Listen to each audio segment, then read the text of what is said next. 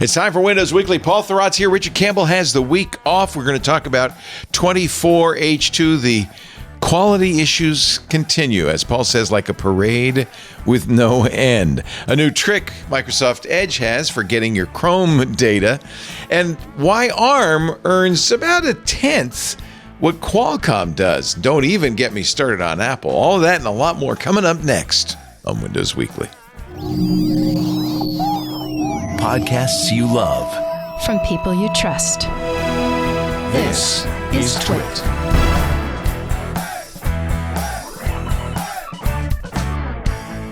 This is Windows Weekly with Paul Thurrott and Richard Campbell, episode 907, recorded Wednesday, November 13th, 2024.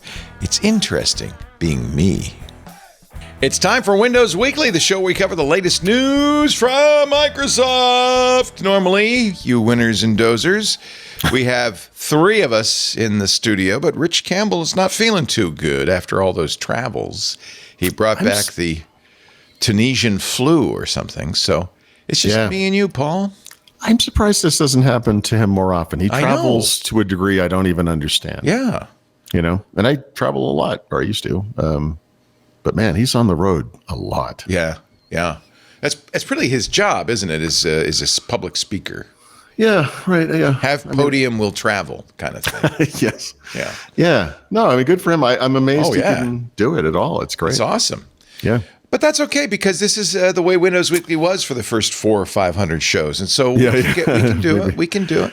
Yeah. Paul Thurrott is in Mexico City. He is, of course, the man in charge of Thurrott.com, THURROTT.com, and he writes some excellent books, including Windows Everywhere and the Field Guide to Windows 11, available at leanpub.com. Mm-hmm. And he is Prestige 11 on Call of Duty. Are you? I don't even know anymore. Do you get back to your old Prestige level, or do you have to start again? No, I think each game has its own Prestige, but... No, I get you get little pop-ups when stuff happens. It was like, you've won 50 multiplayer games, or you know, whatever. Like, yeah, that's nice. It's good. It's nice. Yeah. So we'll talk about. I'm sure we'll talk about that in our vaunted Xbox segment. But before we do that, today, we try to do these things in order, and of course, the most important thing is 24H2. Yep, and it's going great, Leo. You know, like in Mexico, like if you were a Mexico travel blogger, you would do something like your daily dose of Mexico. Yes. Your daily dose of 24H2 is like what went wrong today. Oh, no. Because this is possibly the most unreliable, most poorly engineered version of Windows ever made. And I made that case, I don't know, 2-3 weeks ago. And then every week since, there's been new issues. The latest is I got an email from someone who said, I just updated from 23 to 24H2, and now it's telling me that my version of Windows is unsupported. So I was like, wow, I've never seen that, but I'm not surprised. And now I'm seeing on Reddit that multiple people are seeing this. So there's going to be, I think Microsoft has found out which KB screwed it up, but that's what happens, you know, when you update something like Windows twice a month at least, you can have reliability problems. So, yeah.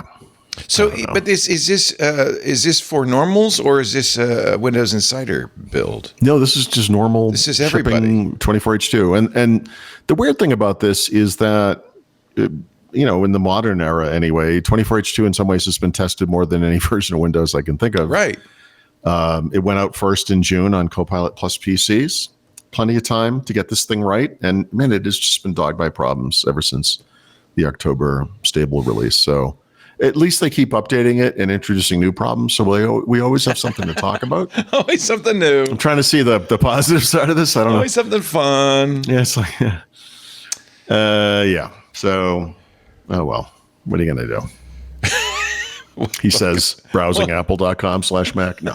By the way, I did get the new Mac Mini, and it's really cute. Is it mini? What do you call it, mini? Yeah. Well, this is the box. I could show you. That's the size of the first iPod box.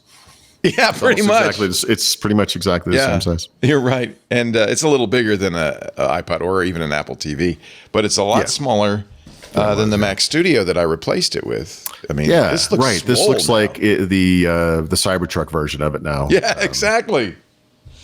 So would you describe it as, is it as small as like an Intel NUC? Because those were kind of notably it's small. NUC-like. It reminds me of maybe a small NUC. The like one of the NUC's small actually, ones, it's pretty small. I had a Linux NUC from System 76. It's about the same size. So yeah, I guess it is. I mean, it's a much more powerful computer, though. I mean, that's the other. Well, thing. that's what it seems to. I can't tell, but this is the problem with normal people is that you could have benchmarks. Say this is the fastest processor ever. It's just my browser. Day to day, it's like it's fine. Yeah. So the reports are quite good. Yeah, that's good. Enough Mac talk. This is Windows Weekly. Let's talk about Patch Tuesday, which was yesterday. Yeah. So Patch Tuesday, there's not a lot new, but there was one important feature in here for me personally on 24H2, which is a new Copilot key setting. So if you go into Settings app, personalization, text input, which is a part of settings no one has ever visited, that there's a Copilot key setting. And I was really excited about this because I wanted to turn it off. Yeah, I remember you saying that. In fact, I remember you kind of saying, "Oh, here it comes. We're going to have." And no, can't turn it off. It's not an option. Yeah. So what I could do is change it. You can reassign it. Search. I can reassign it. Yeah. I can reassign it to an app. So clearly, I'm going to have to write an app. I'm going to write an app that does nothing, and I'm going to assign it to that because right now what I've assigned it to is search. Yeah. And the only advantage that search has over Copilot is that when I summon it by mistake, which I do about 17 times a day, I can dismiss it by hitting escape. So that's nice. It's like slightly more elegant fixing of my mistake, I guess, because I have ham hands. But beyond that, not really a lot going on. Notification suggestions, which is hilarious. I think about that as a notification for notifications. You get a notification that says, it doesn't look like you're using this notification a lot. Or would you like to be notified about this other thing you're not getting notifications for? You want more notifications? Good. Yeah, I feel like this is a gross misunderstanding of notifications.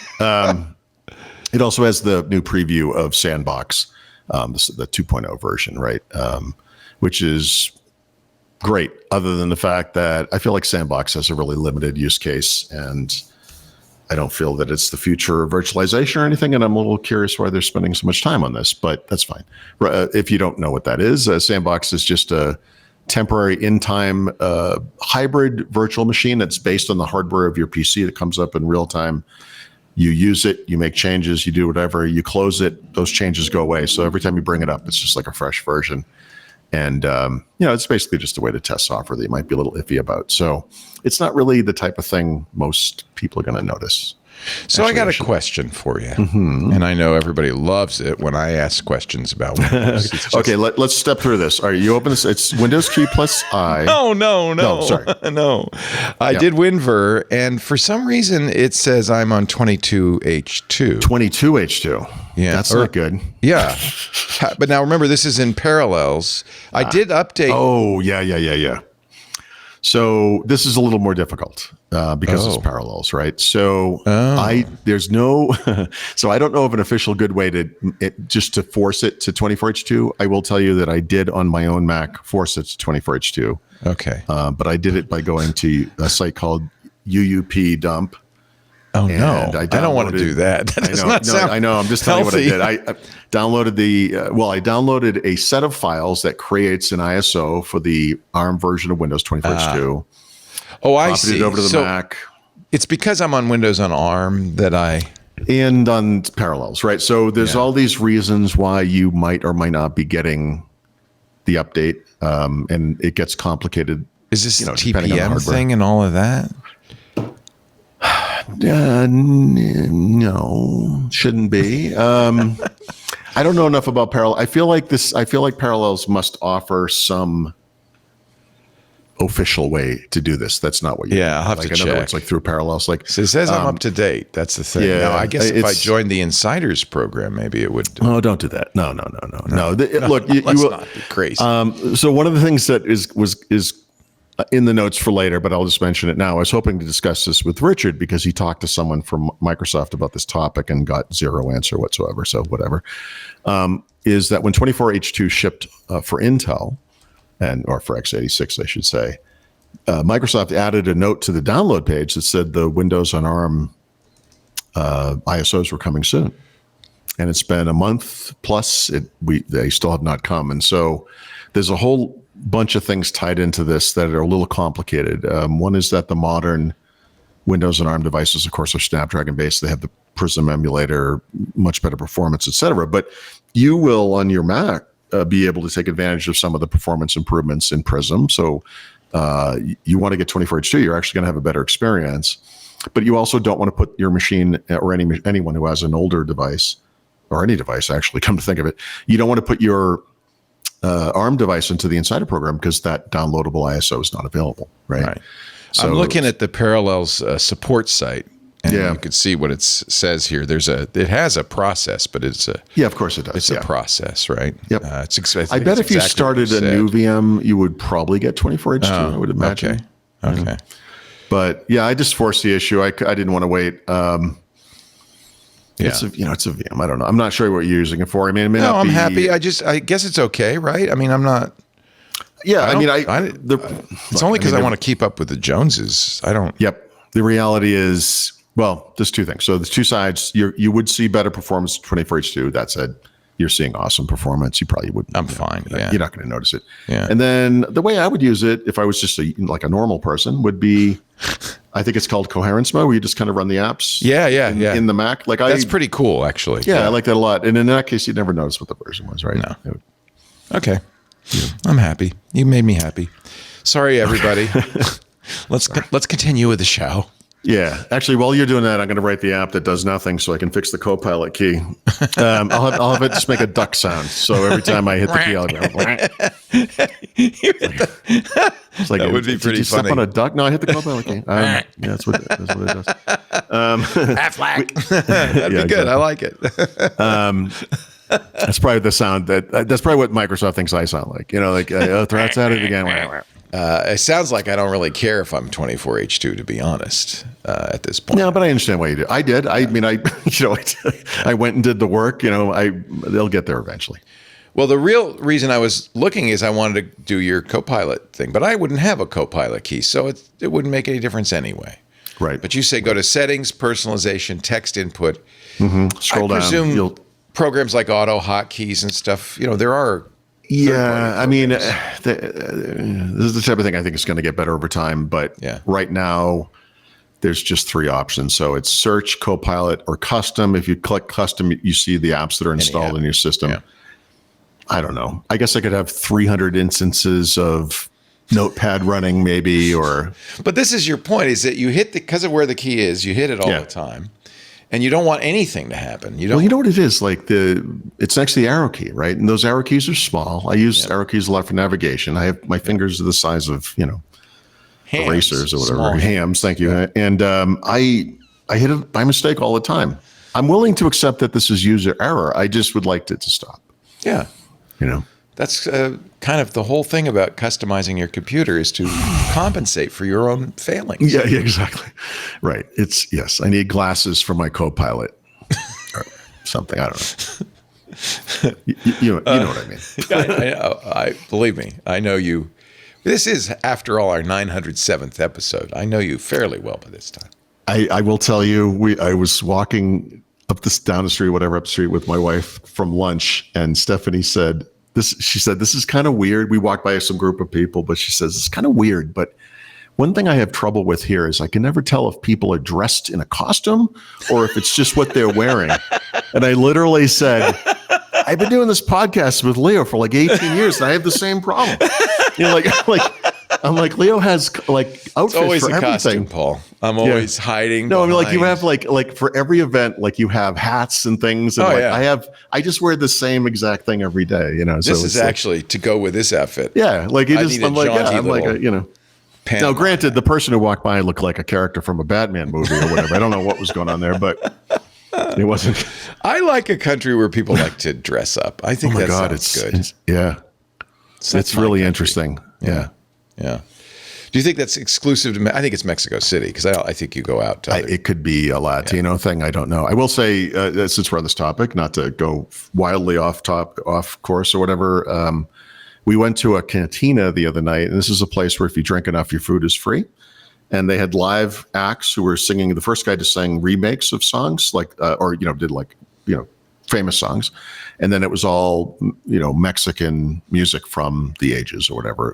And it was all, they were fantastic, very loud. It's Mexico. Yeah. I've noticed that the bands play loud. Everything's loud here. This place is addicted to noise. You could have a single person in a store before they're open setting up. They have a speaker the size of a Volkswagen, cranked to full volume. Yeah. While they're cleaning, and I just don't understand it. I think that is kind of Latin culture. Yeah, definitely. Everywhere. And I eventually I'll just be deaf and it won't matter. But this place was fascinating because what you saw was men and women of all ages dancing in the aisles with each other without inhibition or any sense of anything. Yeah. And I said to the people we were with, they beat that out of you in the United States when you're like 5 or 6. Yeah. Like this big burly man, muscles and tattoos, and shirt open and the chains and everything, and he's dancing like a little kid with his girlfriend, wife. No, I mean it's wonderful. Just here, like it's just the way it is. It's not. Wonderful. I have so much. Accepted. I am so. I don't know if the word is shy, or I would never. I just couldn't. I don't like to be singing to the radio, and I look over and someone sees me singing in my car, and can't hear me, and I'm still embarrassed by that. Or something like that. But anyway. Okay. Sorry, I don't know. That's a joyous, wonderful. It's a different place. culture. Yeah, and I think it's really great. So let's see. We did Patch Tuesday. Yes. Yeah. And just added to that though, real quick. I didn't write about this, but the Windows the Windows Update team posted that they're not going to do a preview update for Windows 11 in December. So that would be the week D update. It's probably the week of Christmas, is why. So that means we're not, but they will have a normal update in December, Patch Tuesday, and they will have a normal update in January. So I guess that one's just not going to be tested. That's fine. And they didn't mention November. So yesterday was Patch Tuesday. That means 2 weeks from yesterday will be week D preview update day. We'll see if they didn't mention it. So I don't know what the schedule is there, but Microsoft kind of shuts down for the second half of December every year. So maybe not surprising. What are we going to do for the end of the year? I mean, we used to have Chris Capicella on at the end of every year. We had Mary Jo Foley on last time. That was fun. Yeah. I'm running out of surprises. I'm running out of former co-hosts. Bring a mariachi band in and play loud. Yep. Prism emulator improvements in the Canary build. Yeah, I mentioned this because I was thinking Richard would be here, and I think you mentioned his most recent episode at the time of Run As Radio, or maybe he mentioned it the week before. I don't remember, but it was a woman from Microsoft who was talking about how ARM is now a first-class citizen at Microsoft, and these things are updated the exact same way, et cetera, et cetera. And I thought it was kind of an interesting conversation for many reasons, but I think to most people, that assertion would be met with, wait, you didn't just do this like 8 years ago? Like, what do you mean? Like it's a first-class citizen? It seemed like every time you fixed a bug in Windows, you would fix it in Windows and ARM. And I don't quite understand that. I will just say that when you go back to the original Windows RT, which was the first ARM version of Windows, that was not the case. These things were treated as discrete, separate products. Much like Microsoft has things like Windows for IoT or had Windows CE back in the day or Windows Phone or whatever. These were offshoots, but they weren't always on the same train, if you will, for updates or whatever features, even though they were largely similar at the time. This was the episode from October 30th, Aria Hansen. I also, again, I was with the expectation Richard was going to be here. I was going to tell him that the thing I just told my wife as well, which was that it's interesting sometimes being me because I'll listen to a podcast like this, and then he starts talking about me. I'm like, wait, what's happening? What? It's weird. Like, the hunter has become the hunted. It's a weird experience, right? I mean, obviously he's like the co-host of the show. I mean, it makes sense, but I it's still a little surprising every time something like that happens. It was kind of amusing. But Well, I'm going to call this show, since you've now given me this opening, Yep. It's interesting being me. right. Well, we'll see if I can't outdo that. It's early yet. It's early. I wouldn't etch it into stone quite yet. Anywho, Richard asked about the Windows 11 on ARM ISOs, and she didn't have an answer for that because how could she? And they're not there yet, so I don't know what to tell you. Oh well. What ISOs are there? There are ARM ISOs, right? Just Intel, x86, x64. No ARM ISOs? No ARM. They've never been, Microsoft has never offered those for public download other than the Insider Preview version. Right. Hence the issue with 22H4 or 24H2, I mean. Yeah. It's not, if I could get an ISO, I could just install it, but I can't. Yep. And depending on the computer you have, you do have the, depends, the ability to get a recovery image from the manufacturer. Right. So Microsoft offers those for its computers. God, I can't believe there's still. I know. It should just be. That system still exists is ridiculous. Yep. And the fact that they ship 24H2 without just making this simple download available to people doesn't make sense to me, but whatever. That's my whole life right now. So why is that? Why is that surprising? For you young people, when you used to be, when you'd buy a computer, you'd get a CD in it. It was called the recovery disk, and it included the entire Windows install with extra additions from that manufacturer. And you could use it if your hard drive died or whatever to reset the computer. Yeah. Then they stopped doing that, and they started putting a partition on, right? You could do it. Yeah, recovery partition. You could also just download from. Things have gotten more sophisticated, right? So there was an interim period I remember that was really awful where they stopped putting the CD in because Microsoft was afraid of piracy, and you had to make your own CD by downloading a bunch of files. And depending on the PC maker, you had one shot at this. You did, right? When you turned it on. Because if you ran it, it was over. It would never let you do it again. And that really, I blame Microsoft because they were afraid of piracy so much. Okay, so maybe I complain a lot. I'll end that sentence right there. But I complain a lot about Windows for sure. It's maybe helpful for me. You've reminded me. I used to, when I traveled for work, I would travel with this little CD case. Yes. It would have Windows, Office, yep. A bunch of my data, whatever it was. It would be the way I, just in case, because you could never trust these things. Yeah. What was it? Hiram's boot disk? Yes. Jeez. God. It's like all that weird. It's like a custom MS-DOS boot. Copy a spin floppy. right. Bunch of it was crazy. And you'd have that in a binder. It's funny how this was part of our life, and now a few years later, it's like distant memory. Yeah. I mean, we have new things to complain about. It's not like they've solved all the problems, but to be fair, not to be fair. No, it's not fair. There's no version of this where this shouldn't be available. But I suppose you should have ISOs that you could go and use the Microsoft build tool to make an ISO for every computer. It's just simple. No, it's even you could make a recovery disk in Windows 11 on ARM. You can do that. That's fine, I guess. I would having the one, it's a flash drive now, but I think having the original setup disk is actually superior. And you were talking about how the PC makers would customize those CDs they had at the time, DVDs eventually. Today, we do have a more sophisticated system where they could deliver, crapware at the speed of sound now, and just, you get it through Windows Update, but you still get all the crap too. So, it's way better. Improvement. Oh yeah, way better. Yeah, way better. Crapware in a moment. Crapware as a service. Yep. All right. Okay. So I mean that's the thing. I'm running Windows on ARM only because I'm running in Parallels on a Mac. Right. So I guess even on the Mac, you benefit, like I said, or you will when you get 24H2 from the improvements to the Prism emulator, which are dramatic and are about to get even better. That's what I want. Yeah. And then just all the compatibility stuff that's occurred thanks to the Copilot Plus PCs, right? There's but I can't get it, is what you're saying. No, I don't.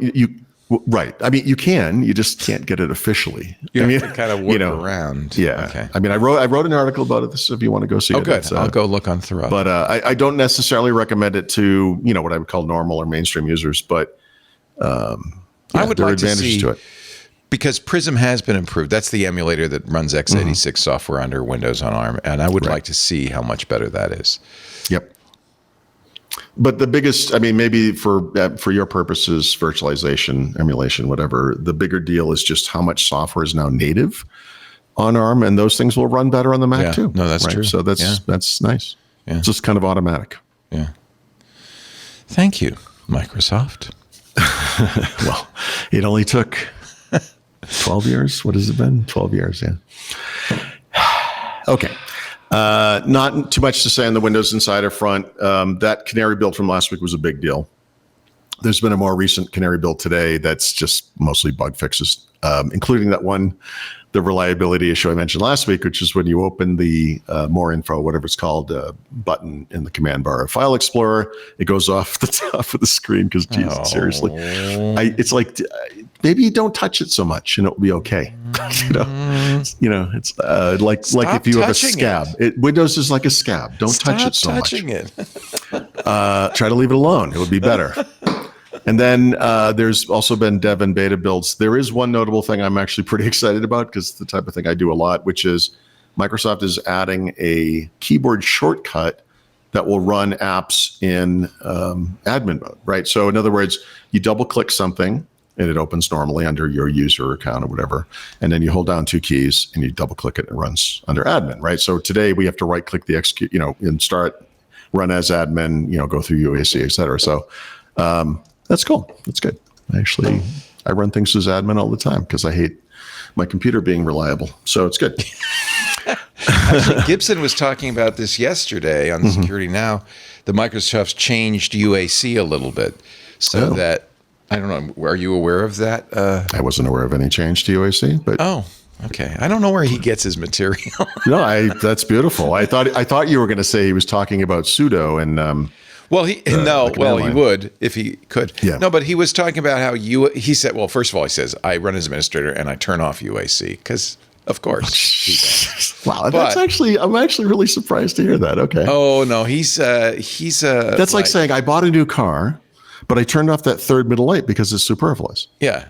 I don't understand why go to the effort. Like, why even bother? I'm not going to get in an accident. I don't need airbags. Right.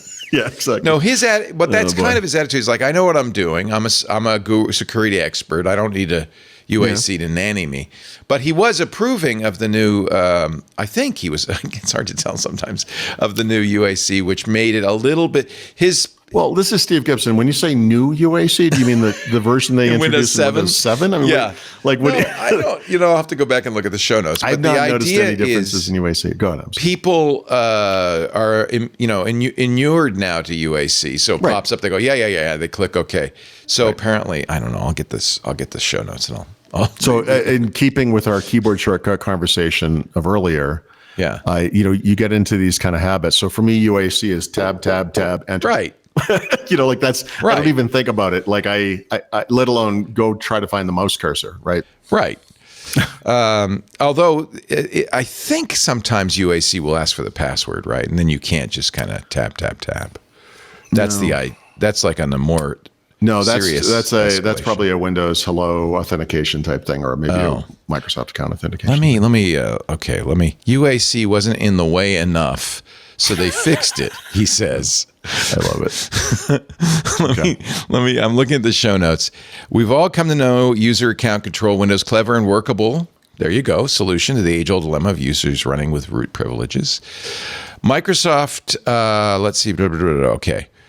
Administrator protection in an upcoming platform security feature in Windows 11, which aims to protect free flow. This admin rates for administrator users, allowing them to still perform all admin features with just-in-time admin privileges. It's off by default. Needs to be enabled by group policy. This is not in Windows yet. That's yes. It's just not there yet. That's why. Yeah. Okay. So it's something called admin protection, which is currently in the Canary builds, I guess. Okay. Yeah. No, that's not been rolled into stable to my knowledge. So in fact, Microsoft's been talking a lot about security this year for all the obvious reasons. And there are, I talked about Windows Hello ESS as kind of an example of the whole platform kind of raising the bar on security. It took, I'd have to think about this really, 15 plus years for TPM whatever to become required right now in Windows 11. And it's just, we kind of accept this as part of the PC. This ESS stuff is going to be that. And then not because of CrowdStrike necessarily, but related to CrowdStrike, they started talking about all the ways they're going to secure Windows and new ways they're going to secure Windows. This is one of them. And then there are things related to passkeys and authentication, which I actually just wrote about this today. Oddly, about a year ago, in trying to figure out what it meant when Microsoft said we just added a passkey manager to Windows, I went down that rabbit hole with 2FA passkeys and authentication and how things work under the covers in Windows. And there are further changes coming there related to Windows Hello ESS. So there's a lot of stuff coming, but I'm not aware of this being. I don't think. Well, it's a Canary right now, so you've got some time to. I think the idea is it shouldn't be as easy to escalate per permissions, and right. So they're isolating them all inside this new mode. Which is funny because I just talked about this keyboard shortcut that makes it easier. It's easier. You're still going to get the UAC prompt, right? So in other words, it's easier to get that thing started, but then it's not actually. You have to go through the process. Right. This is. I don't think I put this in the notes, but since we're on this topic. Every year, Microsoft will announce new features in whatever new version of Windows. And most of the time you go down the list, you're like, okay, bing, bing, bing. You're like, yep. And then you get to that one where you're like, wait, what is this? And last year it was that passkey thing that set me off on a 2-month investigation and research and whatever. It took months. And because security is hard, right? In 24H2, they made the claim that we are now automatically enabling BitLocker or device encryption on every Windows PC, regardless of sign-in, right? Before, if you signed in with a Microsoft account or a work or school account, an Enter ID account, that would encrypt the disk. That's not possible. I read that and I said, it's not, you can't be doing that because the only other way to sign in would be with a local account. And if you have a local account, you might not even have a password. You don't have any way to store a recovery key anywhere automatically like you do with Microsoft's managed accounts. So I spent the past 2 weeks working on that little topic. And the way it works is kind of strange language, but Windows 11 Home versus Pro, it's device encryption. You get BitLocker management with Pro, BitLocker to go as well. If you sign up with a Microsoft account or work or school account, yep, you get it's automatic. If you sign in with a local account, it says it's enabled, but it's not activated. So you have to activate it. When you activate it, you have to download that or do something, store it somewhere, a recovery key, because you have to. That's a requirement of this thing. Right. So that explains it, except there's another difference, right? So if you're using Windows 11 Pro, you could go into the BitLocker control panel and just turn it on. It's fine because it will prompt you to store that thing, but you can do it as a local account. You don't have to have a managed account. If you're using Windows 11 Home, you have to sign in with a Microsoft account. So the workaround there is if you accept Microsoft's defaults, you'll see your local account has been transformed into a Microsoft account. That's probably not what you want. No. So my advice there is just don't do this. Who cares? It's stupid. But if you have to do this, if for some reason, from a cold boot, your local account is the only thing I'm going to use, you have to create a Microsoft account sign in with that account. Yeah. It will encrypt the disk, sign out, delete it, and you're good to go. Okay. But yeah. And then if you want to, so it will decrypt automatically even if you're not signed into that account from then on. It's encrypted for good. And you can't. Yeah, but it has to decrypt so you can use it. You could, as the user, turn it off.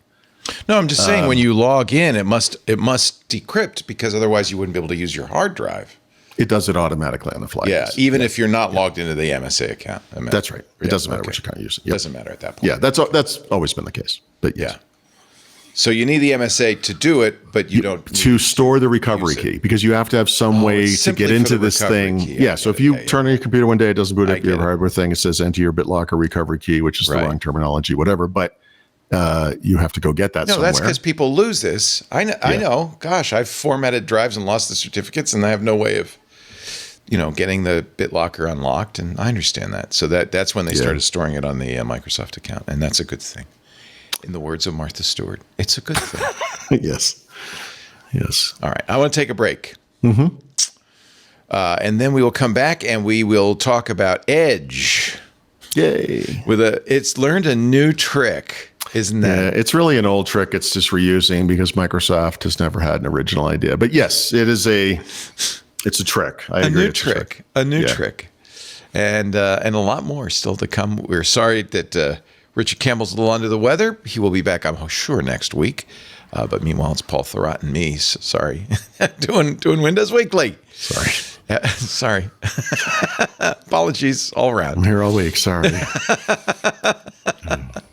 No, I'm just teasing. It's a great show, and everybody loves you, Paul. Okay. Our show... we have that kind of relationship. I just want everybody to know. Paul looks at me and says, "Are you wearing a costume?" Yes.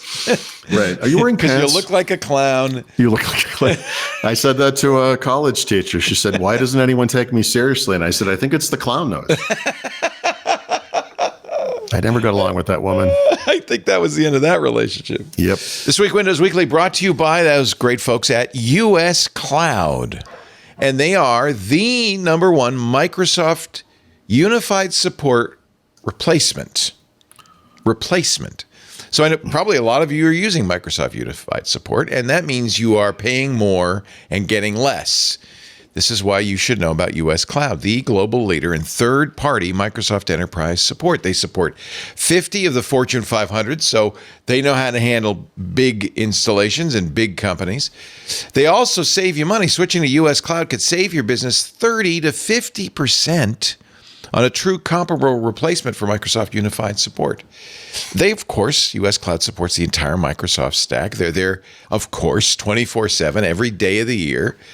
But here's the thing, they respond faster and they resolve tickets quicker for clients. And by the way, clients just don't let the name fool you, all over the world. But you will always talk to real humans, US-based always. And these aren't just real humans, they are expert-level engineers. US Cloud reaches out and recruits the smartest, best people with an average of 14.9 years, and that's for break, fix, or DSE. As I said, they're all based in the U.S. Your data will never leave the U.S. And here's something that U.S. Cloud does that Microsoft still does not do. Financially backed SLAs on response time. Initial ticket response average is under 4 minutes. And when your hair's on fire and the network's down and everything's going crazy, 4 minutes even feels long, right? Anything longer? No.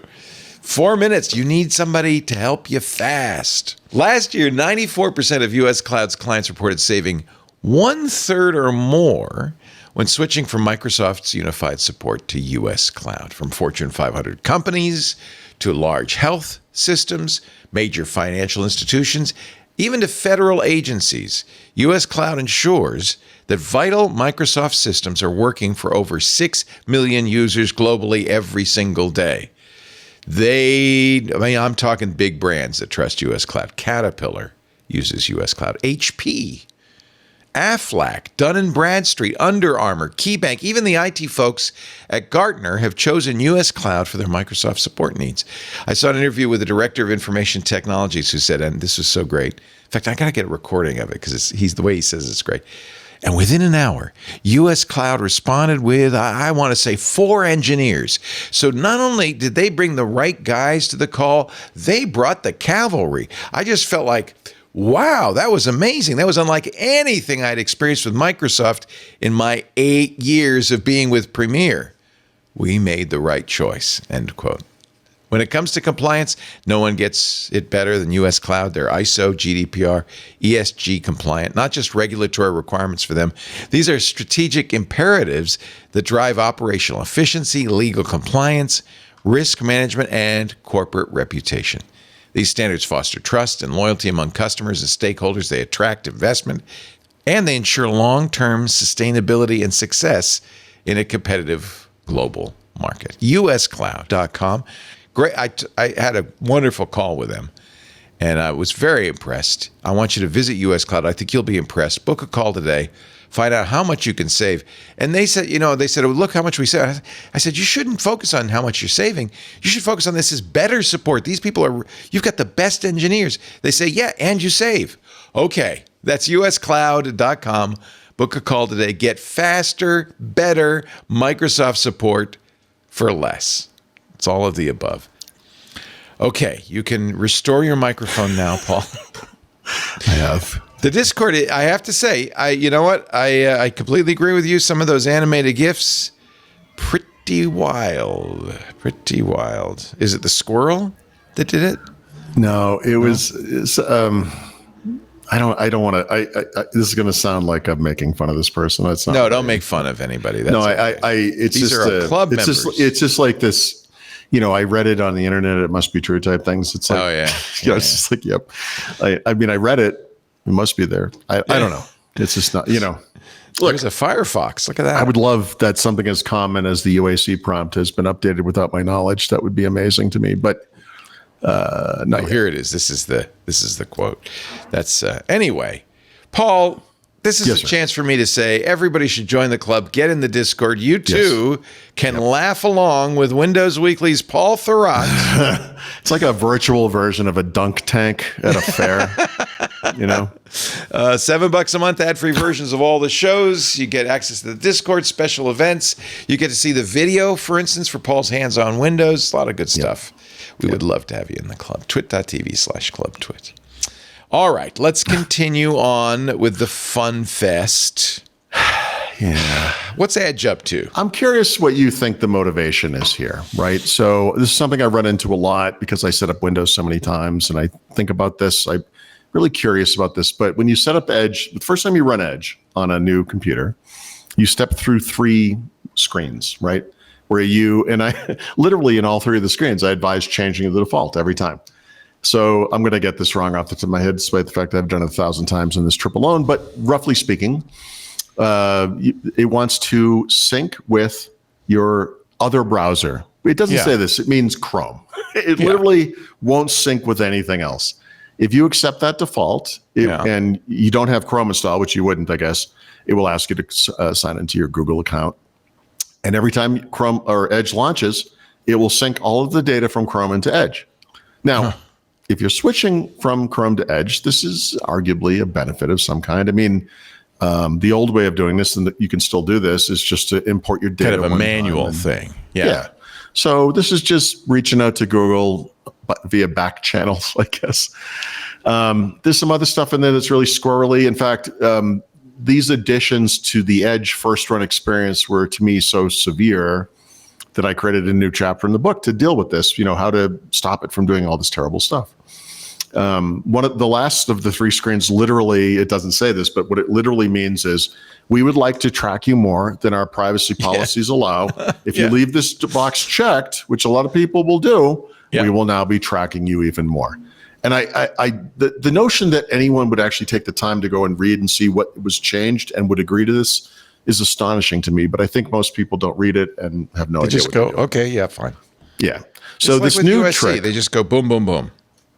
Yeah, right. You got to be careful with this stuff. Now, one of the things I do in my book, since I just brought this up, is I know a lot of people stepped through this and didn't think about it, right? Just like I know that a lot of people set up Windows and didn't look at that privacy page that's actually very important to look at. And so I took the time to document, it's too late, so how do you fix it now? And you can go back and find where those settings are, right?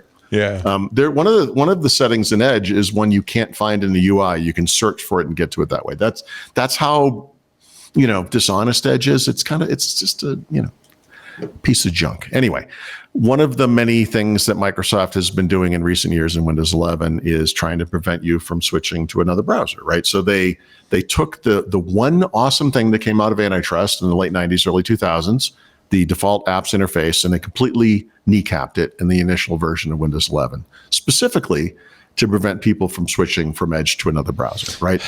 There are behaviors in Windows 11 that even when you do correctly switch to another browser, will still run Edge, right? When you click a link in widgets or in search, etc. So we all know about this stuff. They've done things like you go to the download page for Chrome, which I'm guessing is the most visited website on earth if you use Edge. And they see that you're trying to download Chrome and they're like, well, hold on a second. We have a great browser. So they throw up pop-up. They've done everything they can do, right? So what they're doing now is you're running another browser at Chrome and it will pop up that thing that you see in the Edge first run experience. So it's not a new experience. It's just appearing at a different time. And it's saying, hey, you could enhance your browsing experience with Copilot if you use Microsoft Edge, and we'll sync all your stuff. So it will be just like using Chrome, except we'll be the ones tracking you instead of Google, which I don't think is in the language of the dialogue box, but you get the idea. You get the idea. Yeah. So yeah, it's a new little Microsoft. I would like so badly for this company to get by these kinds of behaviors, and there's just no evidence of that ever happening. It just keeps getting worse. So this is the dialogue you're talking about, and it doesn't look like you're switching to. Well, you are, right? Yeah. I mean, this is very, like I said, very much like the first or second. I think it's the first step in the Edge first run experience, where your life would be a lot better. Yeah. If you you can have your Edge stuff. Browse the web with the best. How could it be better performing than Chrome? Isn't it just Chromium? I'm not going to try to justify that. That's crazy talk. How exactly could you be better? I don't know. Well, I mean, they strip stuff out. They do have system integrations. Yeah. All right. I mean, the way they're faster is there's a process that runs as startup. I mean, that's literally how. Yeah, it loads it when you turn on the machine. That's a great tip right there. If you don't use Edge, and most of you don't, turn that thing off. Don't let it run at startup. Oh, it does. Well, okay, wait a minute. Tell me this, because you don't. So even if you're not using Edge, especially if you're not using Edge, this will start up anyway. Of course, because they want this thing to run quick in the background. The idea is that you do click on something in widgets or search or wherever else. It goes, oh, It's just right there. Thank you. You could. Hello. So is this at services? How do you turn this off? You don't. So there's two interfaces for this. If you go into settings, it's settings apps, startup apps, I think is the UI. Oh, it's in startup apps. It's also in the task manager. That's the more standard way. So you don't have to open services and disable. No, but it's a little. I find the task manager interface to be a little easier to use, but you can sort this list by things that are enabled versus disabled, and it's I'm doing it right now. So, for example, on this computer, which I've not spent, I just reset this a day or two ago. So, Microsoft Edge is running on this computer by default, even though I don't use it. Microsoft Teams, never use that. Notion, don't need that to start up. Quick Share from Google, which I installed for something we'll talk about later. Skype, Slack, geez Louise, it goes on and on. It's crazy. Brave software update, Discord, Grammarly, Greenshot. It goes, it's crazy. Yeah, but that's all modern computing systems. That's true. I mean, even Linux, that's true. If you use Brave, then yes, the Brave software updater might be something you want running in the background when you first run your computer. But if you use Brave, the Edge thing is one thing you would not want. Right. So yeah. Anyway, I don't know. I keep trying to. Edge is one of those things I try to reconcile myself with, and it's almost like a conscience thing. It's okay. Yeah. As a user experience, but it's also a little bloated. There's a lot of stuff in there. I wish it was a little more modular. I wish it was easier to get rid of the stuff I didn't want. Yeah. That kind of thing. But I'm sorry. I'm running my task manager. It's a little sidebar in the window. Let me go full screen. Yeah, you still can't read it very well. It's tiny. Well, so all right. So you're in this. I can barely see that, but this is the startup apps view. Yeah. So one thing to do. No, it's not. You're in the processes. So on the left side, it's like the fourth or fifth one down is the next one up. This little speed startup thing. apps. Yeah. So you can sort this by whether Enabled they and run disabled. or not. So by and that's the best way to do status. it, right? So you can actually see what's see them all together. Yeah. And then you can disable the ones. Can you right click and disable the? Yeah. Yeah. You can. Yep. Yeah, you can. There you go. So that's so get rid of that. Get rid of this system security health. Well, no, I didn't say that. I'm sorry. Yeah, I can barely see this. It's like I feel like I might need that. I'm just saying. I meant get I don't rid know. of Edge. That's the problem, of course. It is. Yep. You don't know. Am I disabling something I need? I don't know. Do we talk about this? Oh, no, this must have been hands on Windows. So if you go back to the processes view, the top view, the typical reason someone would load this thing is because something's wrong, right? You have an app. Oh, this is like Mark Rusinovich's Process Explorer. They probably incorporated that in. Yeah. So, and they've incorporated features from that, actually. Yeah. So this is what's running right now. So you look at this and you think, well, okay, you're not here just to look at what's running. You're here because something went wrong, right? Look at so there's new things in Windows 11 where you can right-click and you can have this thing run in an efficient mode that actually takes the load off the processor, and sometimes that fixes problems.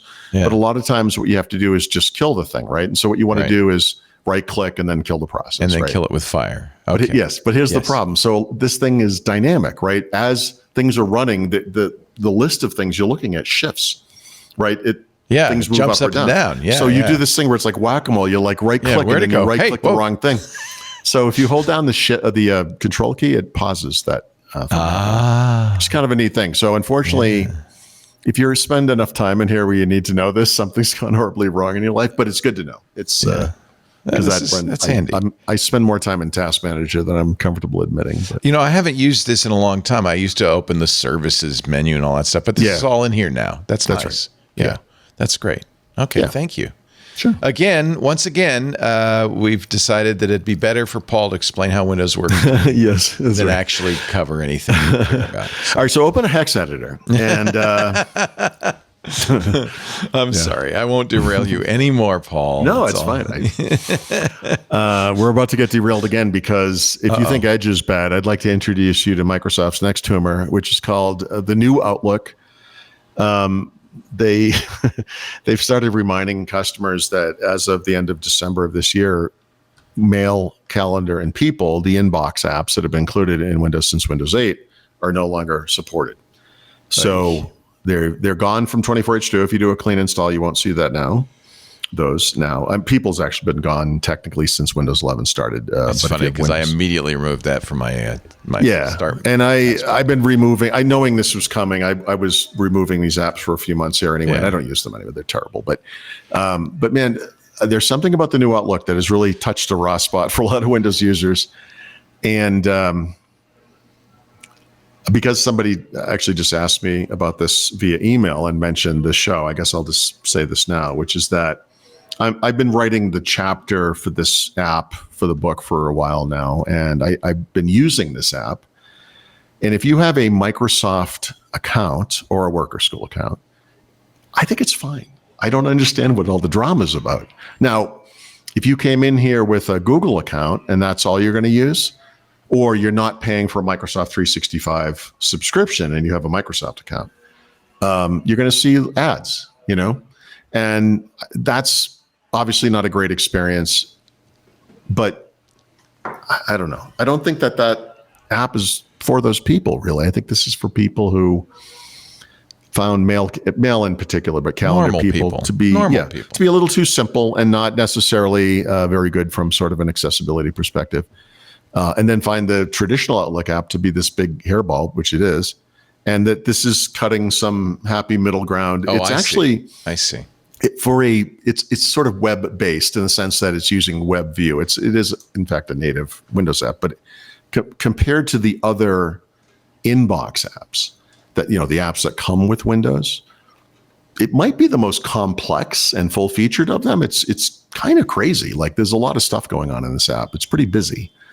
But it works. I mean, it's weird to me. People use the web and just So I do, and I don't. People will say, "Well, what should I replace this with?" And I'm like, "Why would you even use this thing? You don't need an app."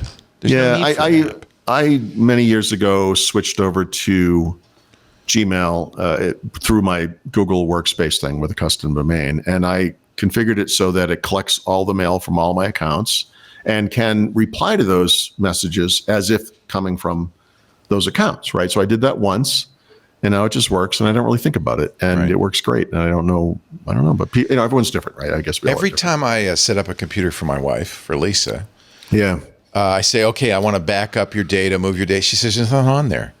I said, what do you mean? She says, I use everything's in the web. There is literally no local data on my systems. Yeah, like why do we used to, it was the 1990s. That's how old this joke is. In fact, it was the same guy I was talking about earlier with his mother, who I had seen a long time anyway, but random coincidence there. We used to joke about carrying around your PST file in a floppy disk in your shirt pocket. Right. Because, this thing could go south at any time, Yeah. And of course it fit on the floppy too. I want this stuff in the cloud. I don't want this. I don't need email local. It's really, I mean, she's using her computer like a Chromebook, basically. Which by the way, which almost diminishes what she's doing because that technically is more sophisticated in this case. It's silly to store this stuff locally and have it's such a it's just everything's on Google Drive or Gmail. So she doesn't care what computer she's using. She doesn't care if I've backed it up. It doesn't matter. Right. And I think that's probably, I'm going to guess, that's the majority of users now do it that way. They're in the cloud 100%. I think so. Except for gamers or, But I think this speaks to something that's very, well, maybe it isn't, but to me, it's very particular to the Windows community, what I would call it. Meaning we have this group of people who have been using this product for decades. They're very specific. They like things to be a certain way. They don't like change, and they complain about everything. And obviously you're looking at me saying, we know exactly what you're talking about, Paul. That's you. And I get it, but everything that changes is met by pushback. And you can look in the Discord now and see every specific feature that one person needs is not in this app. Maybe it is, and they can't find it. It doesn't matter. And they're losing their minds over this. And it's like, guys, this is email. Who cares? What is it? I just don't, I find it bizarre, how much negativity there is around this kind of thing. So all I can say is I use the web because, I think that's the right way to do it, but that's for me anyway. And I look at this app and I think it's fine. It works fine. I use it with Gmail. It works fine. I have to sign it with my Microsoft account to make sure I don't get the ad thing. But other than that, it's fine. Oh, so you don't get ads if you sign in with your Microsoft account?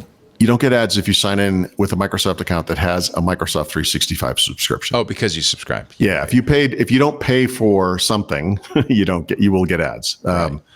So there's that. But I think that $8 a month I spend on my Microsoft 365 account is well spent. I assume. How does Gmail work? I don't even know. If you didn't pay for Gmail, would you see ads in Gmail? You can't pay for. I see, in Workspace. You know what I mean? Yeah, I guess you. I don't know. I don't even know. I guess Gmail's free unless. Okay. And then you could buy Workspace. But are there ads, or do they just track you around the internet, and that's how you pay for it? I don't like Gmail. I use Fastmail, no ads. Yeah. But this is so. Just to beat this to death, one person says your wife is using a $2,500 Mac to do what a $500 Chromebook can do. That's not true.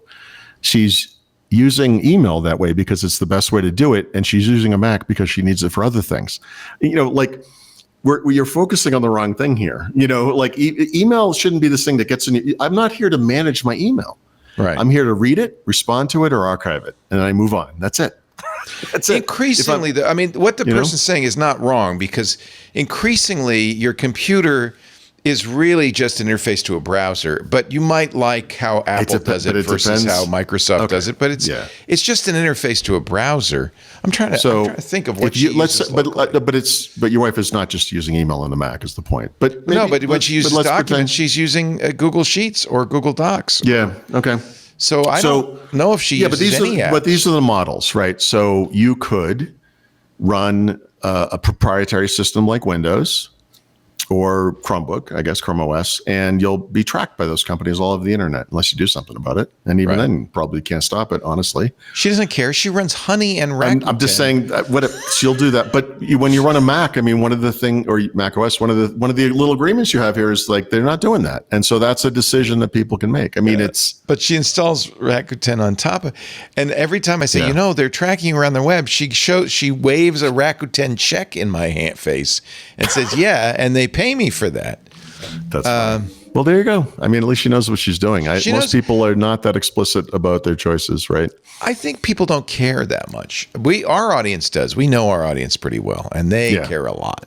Oh, they care a lot. Yeah. That's our audience. I care too. I've spent so much time trying to figure out ways to, stop the tracking in Windows 11, stop the bad behaviors in Windows 11. And okay. But here's a question. Yeah.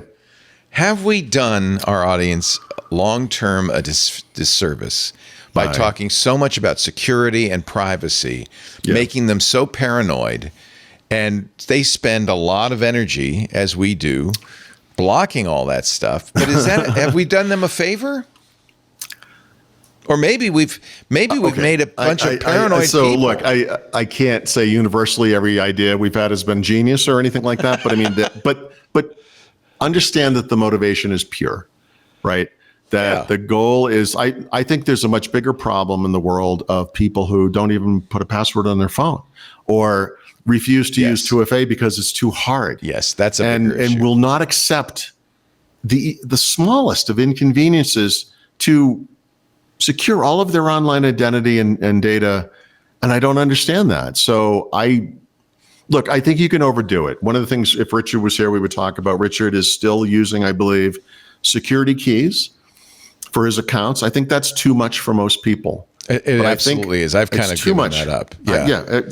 We all do it, and then we're like, okay, this is too much.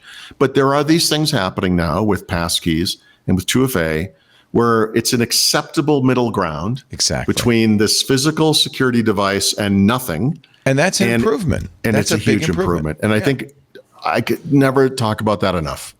I think that's super important. So if there are people watching this or listening to this who, bypass UAC like Steve Gibson or whatever, they think they know better. Okay.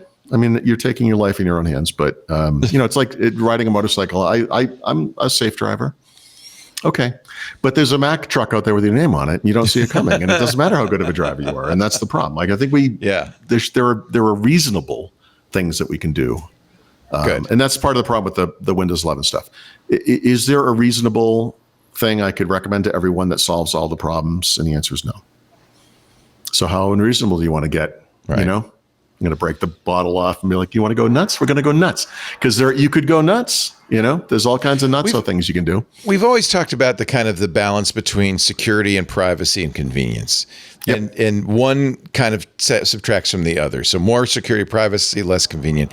And I think that the world has come along a little bit, as you say, with passkeys and stuff, that it's kind of not so imbalanced. That you have some. I do think that making passkeys portable and maybe not calling them passkeys.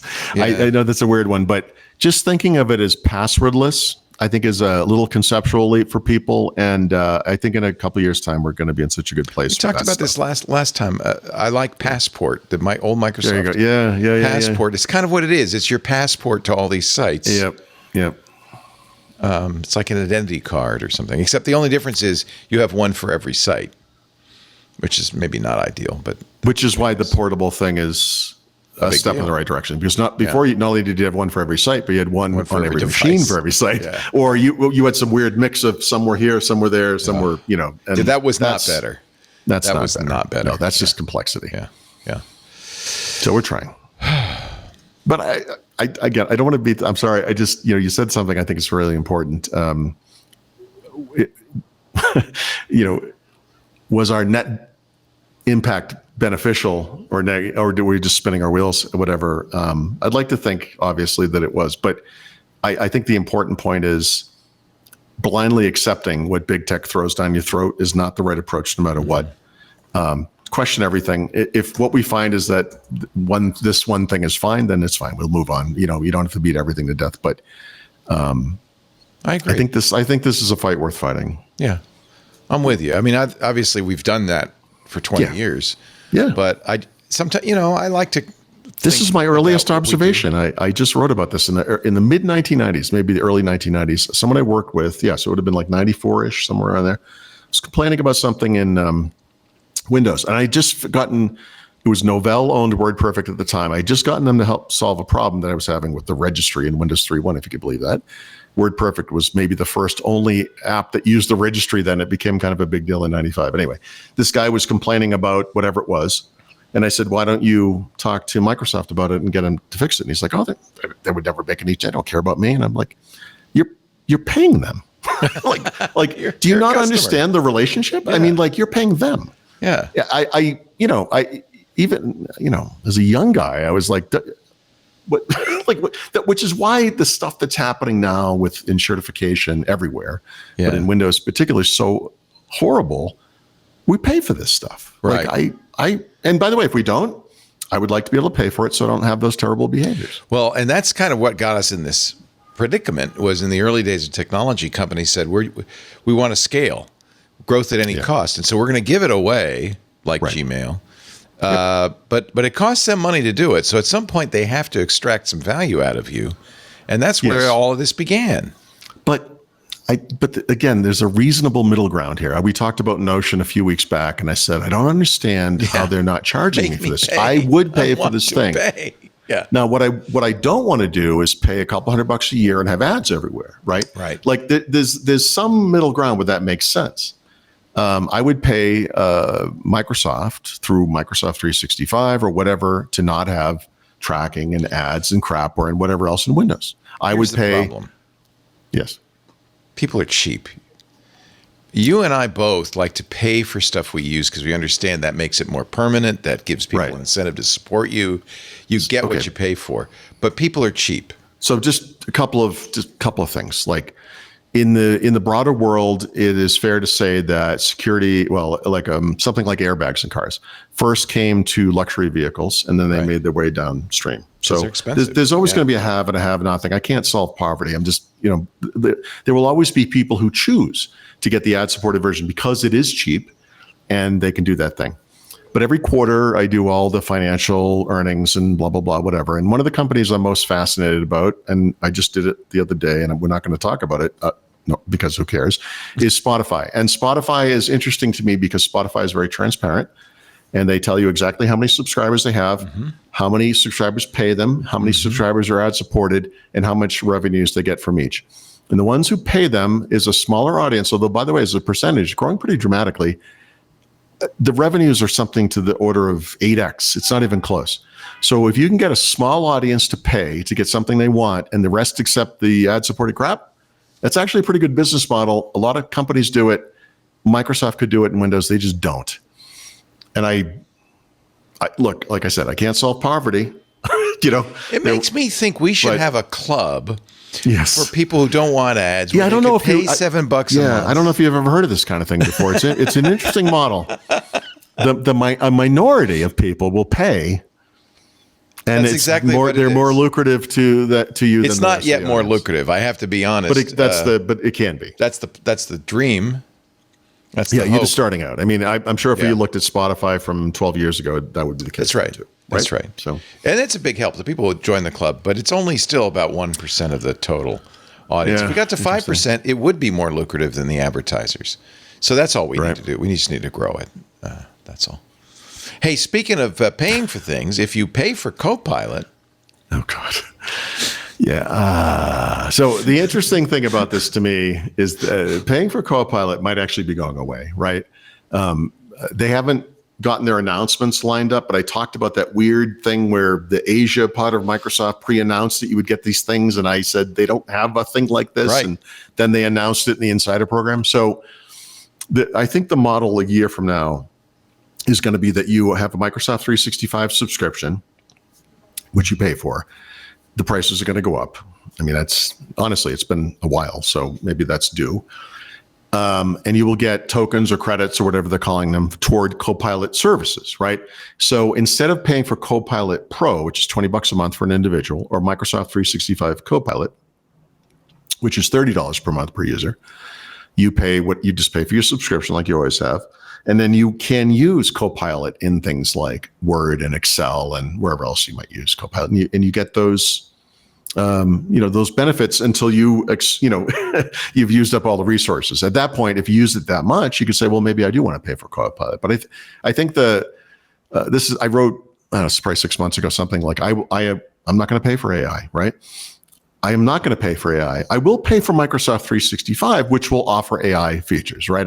I'm not paying for AI, but AI is part of that feature set that I don't mind paying for depending on the service, right? So anyway, that hasn't happened yet. So if you do pay for Copilot, i.e. are a dummy, you can now use the new Outlook app that nobody likes and use it to create custom themes, which is the dumbest nexus of things I've ever heard. How do in you my do life. it? Do you say, "Hey, Copilot, do a new theme"?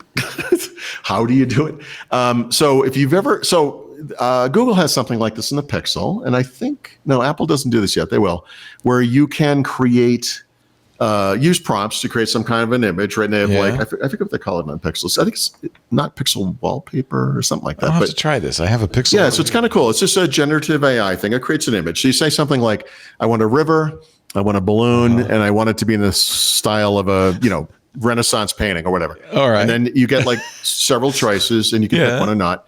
And because Pixel also does dynamic theming, your phone will then take on this color scheme. Yeah, it's pretty cool, right? So this Outlook capability is just like that. Same, just for Outlook. Like Outlook is if you look at the screenshot that's in the article. Oh, I could do You'll that. see that Outlook is a curious app. This was true of the mail and calendar apps too, by the way, in that unique among Windows 11 apps, it has like this kind of background image thing that it does. So it's not really clear from this picture. Cool. Yeah. So each of the pieces of the UI, like the navigation pane on the left, that folder list that's next, and then the reading pane, et cetera, they're actually separated out like as modules. So you can kind of see between them a little bit. Mm-hmm. And they have background images or colors or, Outlook.com, and Outlook on the web have had themes as well for a long time, like classic themes. But yeah, it's I guess. Although my thing is, you're there to read the email. When are you looking at a blank background of an app? It's kind of a weird. It says it refreshes every 4 hours. That means it regenerates a new image every 4 hours. I don't pay for Outlook anymore. I prefer Copilot, so I can't even look at this. But it's kind of an intriguing idea. Yeah. Yeah. I mean, I think this makes more sense at the OS level, frankly. Yeah, it does. So it's better than a wallpaper rotator. Yeah. Right. Yeah. Right. Yeah. I like this. Because you'll be sitting there one day and you'll minimize something and like, look at that thing. There's like a weird image on the background. Because AI can. Does anybody do that? Say customize your whole OS based on AI image that's changing every few hours? It seems like the type of thing Google and Apple would have done by now. I think Google's gotten the closest with that thing I was talking about, which is pretty cool, on the Pixel. The only thing, my only problem with that is how temporary that stuff is. So you generate something, you're like, oh, maybe, and then you generate something again. Then the thing you did before is gone. It's gone. It's gone. Yeah. Because obviously they don't want to. They don't want to be storing all this stuff everywhere. Most of it's garbage, but there's some kind of. It's pretty cool. I think that stuff's neat. All right, Mr. Thurrott. So before we move on, cool. Oh yes, I don't know. Did I put this? No, I did. This is in the right place. I still haven't published my laptop review. This is the Lunar Lake thing. It will be after the show or tomorrow, but it will be soon. I'm just pretty close. I meant to get it done over the weekend. I keep running into issues with this computer. I'll just say this. I can't remember what I said about this last week, but there's a problem with Lunar Lake where if it's set to the default power management state, it just doesn't work properly. The battery life is pretty good when it's like that, but but you can't use it. It's kind of like the first generation ARM devices where you're like, wow, it gets 25 hours of battery life. Can you run any apps? No, you cannot run any apps, but it will stay up forever. So you switch it to best performance, which I think most people know intuitively means the battery life is going to go down. If you do that, the performance is fine. Intel says it's a bug. Supposedly they're going to fix this. And someday you'll be able to leave it in the default power management, have acceptable performance and good battery life. But this is, in fact, I don't have it here. This kills the battery life, kills the battery life. So I think I was seeing 6.5 hours before compared to 8.5 for the AMD Zen 5, compared to 11 for Snapdragon. When you make this change, 4 hours, maybe 4.25, it's not good. So it works good, but you better be near power because yikes. And of course, it's an Intel chip. So one of the things you also don't see on Snapdragon that you do see on Intel especially, but x86, let's say, is a fairly dramatic performance drop-off when you're on battery. I don't remember the exact numbers, but with Snapdragon, when it's, if you use a Mac, for example, like the Mac... MacBook Air that I have, the M3, the difference between it on power and it on battery from a performance perspective is negligible to nothing. It's the same. It's one of the magic things about Macs or Apple Silicon or whatever. On Snapdragon, the difference is somewhere in the order of 3%, something like that. It's tiny. You don't notice it. Yeah. But you really notice it on this thing, and it's a problem. You feel slow when you're not. It's not just slow. You run into problems. It's been so long for me having seen things like this. I can't believe it happens where it stops, the window goes white, it's going to crash, and you let it sit there and it eventually kind of recovers. and then you keep working, and then it pauses again, and you're like, what is happening here? And it's just something's wrong with it.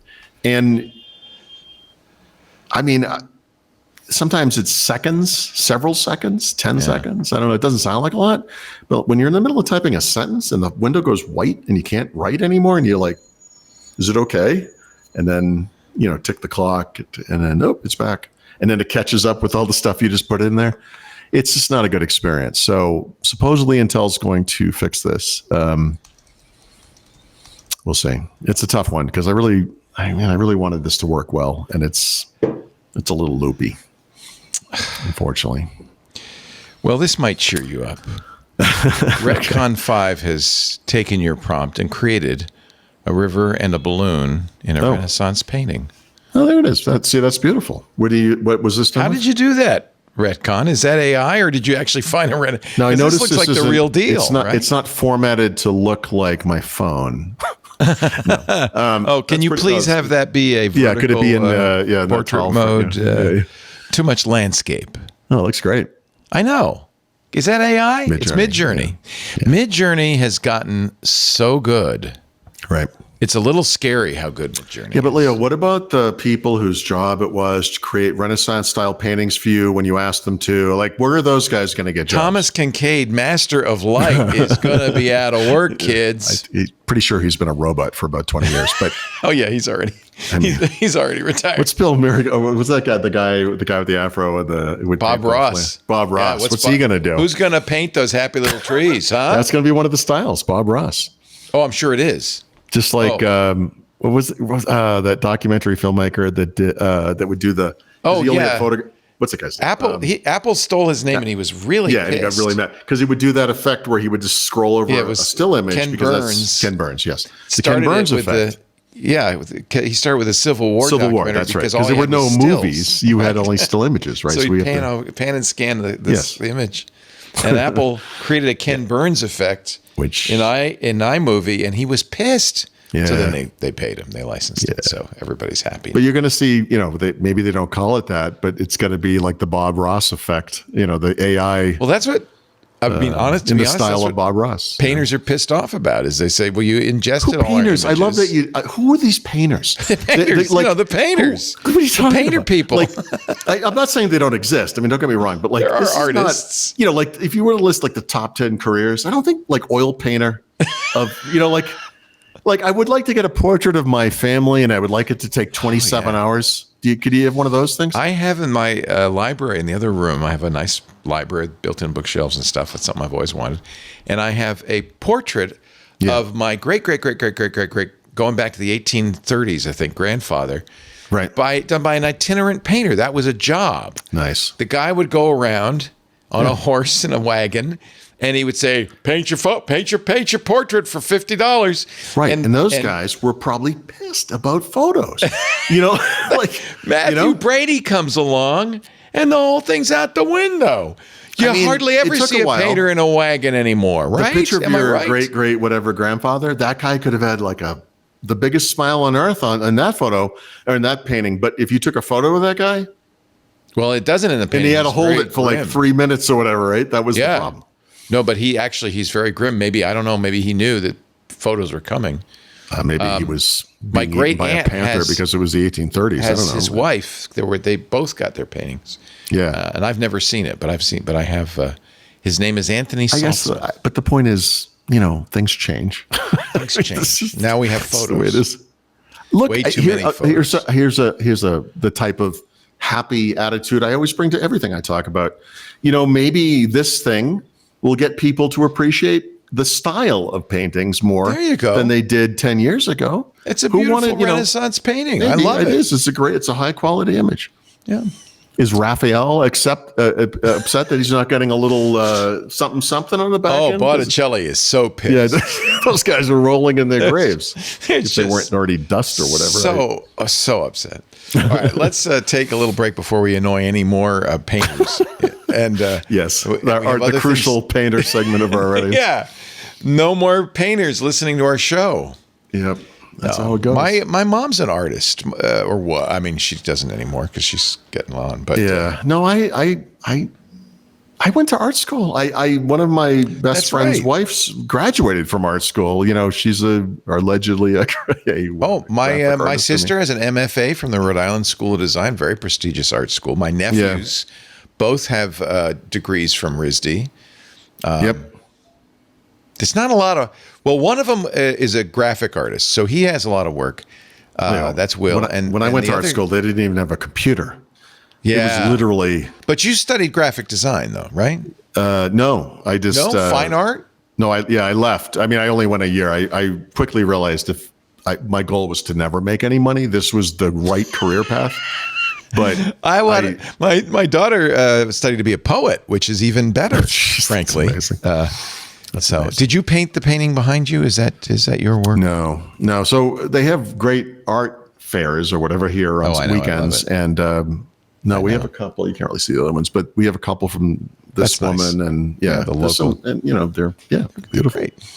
We have my mom's art is on most of our walls, but we have some local artists we really like, and I think it's good to support painters. That's not a painting behind my head, by the way, but that's okay. What is it? Is it a print? What is it? No, it's not it's like a 3D. It's metal and has like color insets and stuff. Oh, that's cool. It's kind of like a modern version of a tile kind of a thing. Yeah, it kind of looks like that. I thought it might be a stained glass window a little bit, kind of. So, I mean, I can tell just from the commentary here, people are misunderstanding the point. It's not that this stuff goes away. It's that it was never big to begin with. And now more people will have access to it in ways that are really interesting. I mean, if anything, it has broadened the availability of this style of thing to people who would never have known about it. Retcon 5 could never have painted a Renaissance painting. Still not a painting behind me. I keep getting it to the painting behind Paul. It's still not a painting. This is not a painting either. Still not a painting.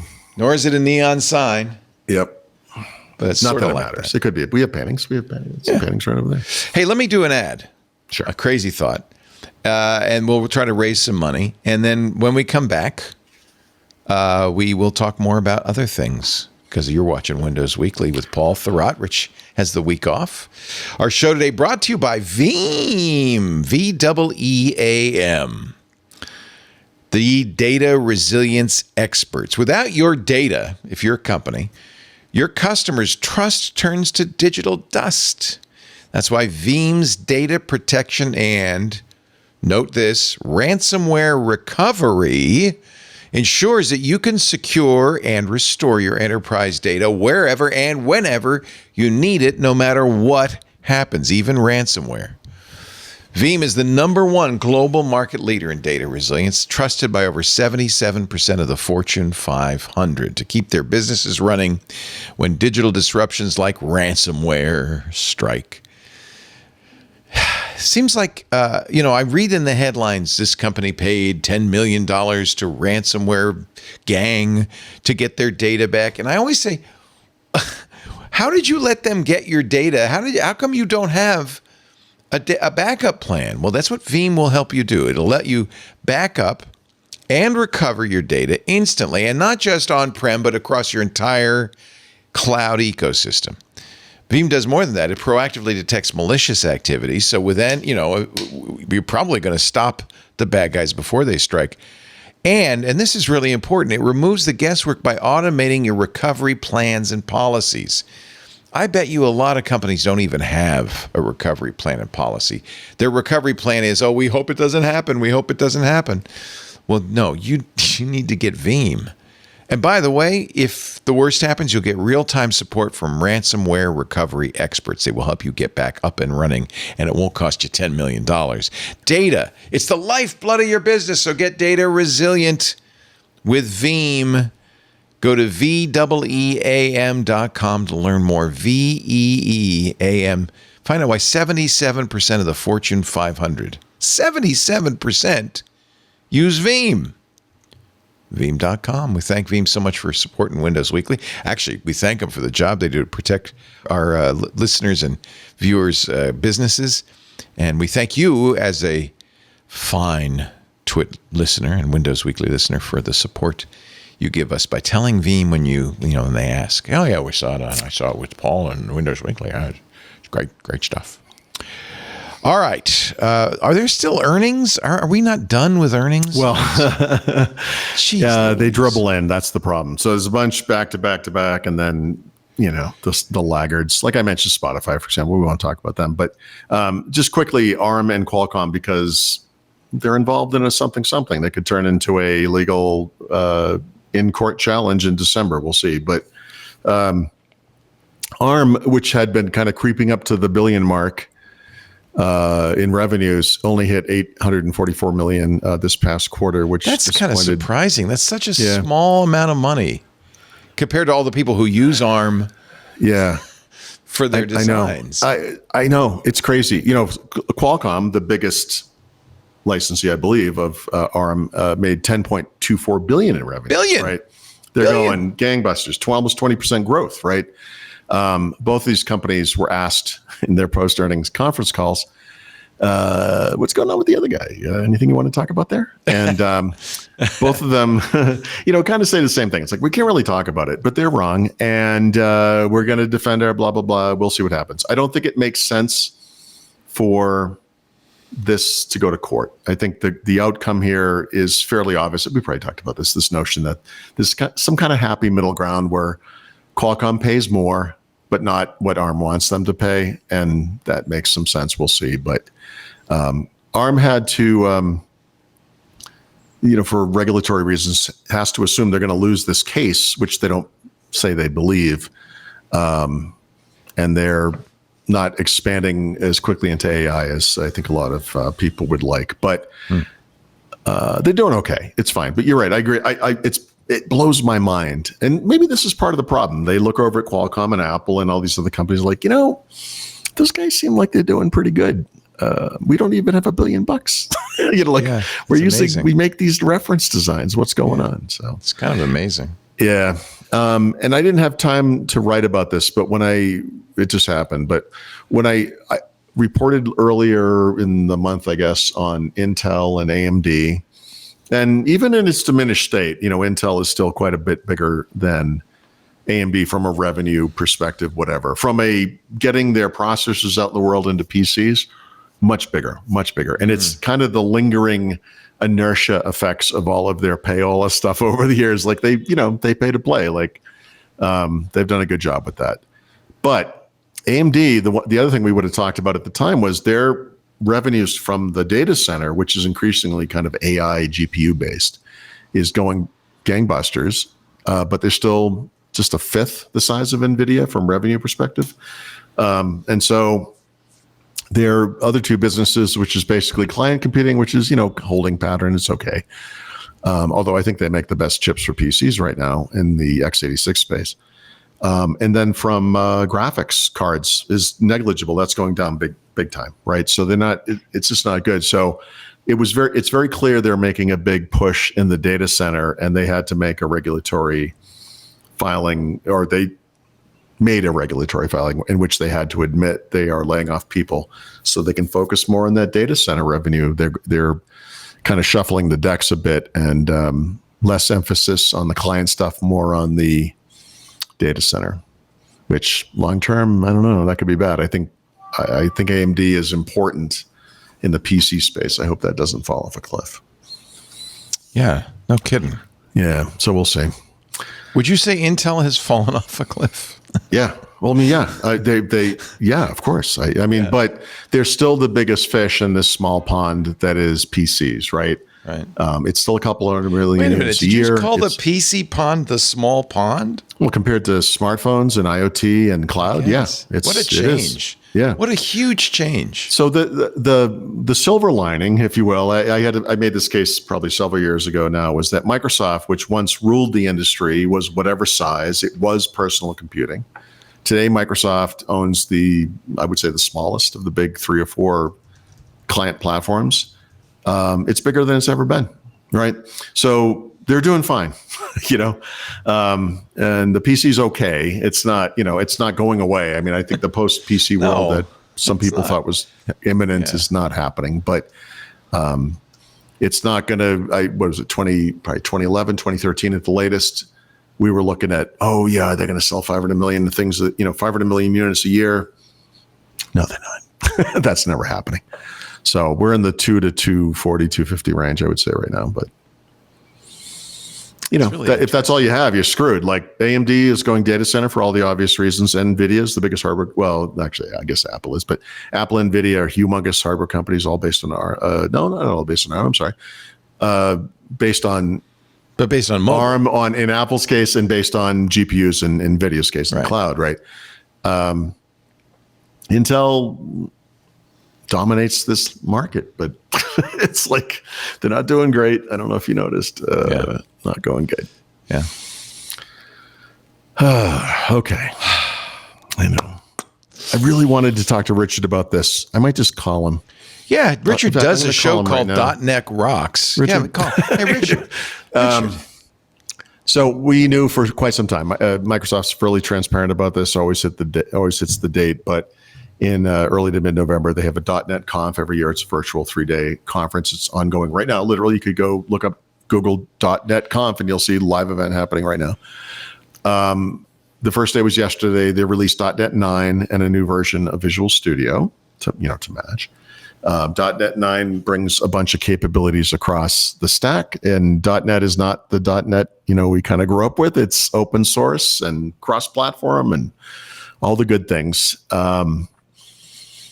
And for me, it's mostly about this WPF thing, right? I've been talking about it all year. Like back at Build in May, they said WPF is back.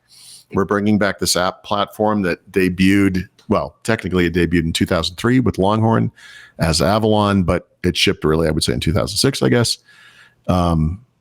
Never got a lot of use inside of Microsoft, which is kind of why it kind of fell by the wayside, but huge use out in the world. And to this day, it's still incredibly popular. So they've kind of brought it back. It's really sophisticated. It's my favorite version of that .NET Pad app that I write. And I spent a lot of the summer updating it for these new features, which include things like Windows 11 theming and so forth. I identified several missing features. And as every milestone of .NET 9 came and went without an update for WPF, I was getting a little edgy. But they fixed one of the things I complained about in the RTM version, and I didn't even know it was coming. And so one of the things you can do with WPF now is have it match the Windows 11 theme. So you get all the controls that look right and rounded corners and all that, but you also get light or dark mode. So if your computer is in dark mode, the app will be in dark mode. If you switch it, it switches with it. It's nice. But most modern apps give you a settings interface where you can say, no, I want light mode all the time, or I want dark mode all the time, or yes, I'll accept the system state. And that was not a capability in WPF. So the app as it stood until pretty recently was like, well, I mean, at least we get that, but we don't get the way to switch them on the fly. So they added that capability, and it's pretty simple. So that's nice. That was one of about 4 things I need, for this thing to be there. But it's kind of a funny little thing not to have, to be honest with you. I thought so. It seemed pretty obvious to me. I thought it was so obvious that I actually built the UI for it, thinking it would come at some point. It'll be there. Yeah. I mean, I didn't expect it today or yesterday or whatever, but it did. So it happened. That's cool. Cute. So I can update the app. That's good. There's other stuff going on. They call today Microsoft Day at .NET Conf. Tomorrow is. Wait a minute. Hold on. That's hysterical. I know. Because as you said, it's open source now. It's global. Yeah, I mean, but it was a Microsoft technology. Microsoft is obviously they're the biggest sugar daddy for .NET or whatever you want to call them. But .NET there's a .NET Foundation. It's out in the world. It's for everything. So thanks to Miguel de Icaza for making it possible. Oh yeah. No, he's the best. Yeah. That's really literally. You're literally wonderful. right. I mean, he very early on, I think when they first announced .NET, he wanted to make a version for Linux, and then did. And then over time, he made a version for Android, and that was Xamarin, and it became Microsoft bought it eventually. Yeah. But that work is what formed the basis of the open source, what is now .NET. The old proprietary version is gone. Like it literally is because of him. Like it is astonishing. It's really really cool. Yeah. Tomorrow they're going to talk about third-party stuff, so I'm looking forward to that. Uno is going to make a big announcement tomorrow. They make a WPF-like app framework that works cross-platform. So in other words, like the app I created, .NET Pad, it could run on the Mac or Linux or whatever. So that's very interesting. And then Avalon, which was a third-party WPF replacement back at a time when Microsoft was not supporting WPF in any meaningful way. So they're still kicking around, and we'll learn about that tomorrow. I just got an email about this, so I thought I'd throw it out there. Like every other company on earth, Qualcomm is pushing AI stuff at devs, and they're doing the second of 2 webinars about AI development on Snapdragon X tomorrow, Thursday. It's free. And the first one is you can just go stream it. So this one, if you miss it, you'll be able to see it in the future if you're interested in this topic. So that is happening. But I was hoping the dot or the WPF team, I guess, is going to discuss some further improvements they're going to make, I guess, in the .NET timeframe, .NET 10 timeframe. So I think that might be tomorrow. I thought it was happening today, but I think it might be tomorrow. So Awesome. Maybe more next week. We'll see. Well, yeah, and I'm sure if you listen to .NET Rocks, there'll be some stuff there with Richard Campbell at runnitsradio.com. I've actually been checking just in case they had like it lock and loaded, for .NET Conf, but I haven't seen a new one yet. But yeah. Yeah, it's actually a bad time for Richard to I know. I want it so bad because I feel like he might know things. Yeah, he might. Yeah. But yeah, that's too bad. Well, next week, folks, stay tuned. You're watching Windows Weekly. Normally, Paul Thurrott and Richard Campbell of runnitsradio.com. Richard has the day off. Paul is here in the Roma Norte, Mexico City. You're going home for Thanksgiving. Yep.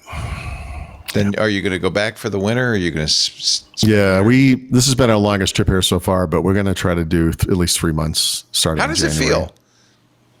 It feels normal. Yeah. I don't want to go home. Yeah. I have to say, I love Thanksgiving. Thanksgiving's a big thing with our whole family. My wife does all the cooking. It's great. Love it. Yeah. I got some other stuff going on that weekend, which is going to be kind of fun. Christmas, obviously, we always do a big New Year's thing with friends and family. But we also have my daughter graduating from school, and we have to move her and then move her again in January. And it's going to be just a really busy time. But once that's over, we're going to come back here. So I don't know. Will you rent out your house in Pennsylvania, or what will you do? No, we don't know. We rent it. So we sold our house. Okay. Yeah, we rent it. So, I mean, if anything, I don't know. Maybe just get rid of it. I don't know. I will say, but. Then you would have one home, one domicile, and it would be in Mexico City. Yeah. Does that make you feel strange, or? It seems normal now. I was just, I mentioned this a couple of times for some reason, but when we got lunch today, I was saying to Stephanie, my wife, like, one thing I really like here, we can eat lunch or dinner outside. We do every day, like every single day. Because it's inexpensive, doesn't matter, and it's good, and the weather's perfect. Yeah, like you can be outside every day. Yeah. Has it snowed yet in Makunji? No, I don't know. We've had frost. I get frost warnings on my phone. Yeah, like here we go. You go. I don't have to. That's the thing. That. I don't. And that's what she said. She said, I don't think we appreciate like how dark and cold it's going to be when we get back because the time changed. And that's right. We're looking at it. I think Pennsylvania gets about 13 minutes of sunlight this time of year. You don't do a time change either. No. And because you're fairly southerly, you get longer day. That's right. Can I move in with you? It's a small apartment, but I wish we'd planned better for retirement. But oh well, okay. Yeah, but who does? I mean, yeah, right. It is time now, my friends, for our vaunted Xbox segment. You know what cracks me about this first item? Apple, which is not notorious for the volume of AAA games available for it, does have a couple. There's Baldur's Gate 3. Valheim is now native on the Macintosh. And one of the games they always talk about is Death Stranding. I didn't realize you couldn't get it on an Xbox all this time. I almost went after this game on a different platform. And I like it, to be honest. It's a fun game. So if you look at, it's different. Yeah. It looks interesting. If you look at the timing of it, it was literally almost to the day 3 years after it debuted on the PlayStation 5. Right. And I think they must have had a, 3-year exclusivity arrangement or something. Oh, maybe that's what it was. It is available on Mac platform. Yeah. I think it was on PC too, wasn't it? Yeah. I think it was. So, but you're saying on consoles. On console, yeah. So now it's across all the Xbox stuff. So that's great. I haven't looked at it yet, but actually I suspect I quite enjoy it. Yeah, it's a good game. But it looks good. It's a different story, Yeah. And it does have Ned Stark, so that's good. Ned Stark. Is it? He looks like Ned Stark. No, you're talking about Norman This is Who is Daryl it? from The Walking Dead. Norman Walking Reedus. Dead guy. Norman Reedus. Norman Reedus, Okay, yeah. Norman Reedus. Thank you, Kevin King. The perpetual state of I shaved a week ago somehow. I don't understand Got that. a weird looking guy. They have a but- thing. They have a special razor, the 1 week ago razor. Yep. So yeah, that came out Kojima. of nowhere. That just kind of happened. I thought that was really cool. It's a different kind of a fun kind of game. I kind of like it. Oh, Yeah, there's and- the PS5 ad for it. But Yeah, of course. it's going to look the It's same. probably how the Xbox version starts up. That'd be funny, wouldn't it? Because it is a PlayStation Studios You wish you had game. one of these. Yeah. Nothing creepy about this. Ew. I know. Yeesh. There is some creepy. This is kind of it's a different kind of a game. Kojima is an auteur. Yeah. So this is interesting because it is a Sony game. So This is reminds me a little bit of like is it called the Castillo project or something like that? It's got that kind of vibe to it. What would you say, Kevin? Have you played Death Stranding? Yeah, I finished it. You finished it. Yeah. Wow. What would you say? He's like, yeah, 3 years ago, like everyone else. It's a pretty good game, right? Yeah, you play as a delivery man. And, Right. Deliver essential goods during a post-apocalypse. Yeah. So this Yeah. is like a Neil Stephenson Happened / the Postman to story. come out basically. right before COVID. So Oh, did it? It came out right before COVID, Oh, so it's perfect even timing. older than 3 years. Wow. Okay. but it was remarkably on point. Prescient, as we Yes. say.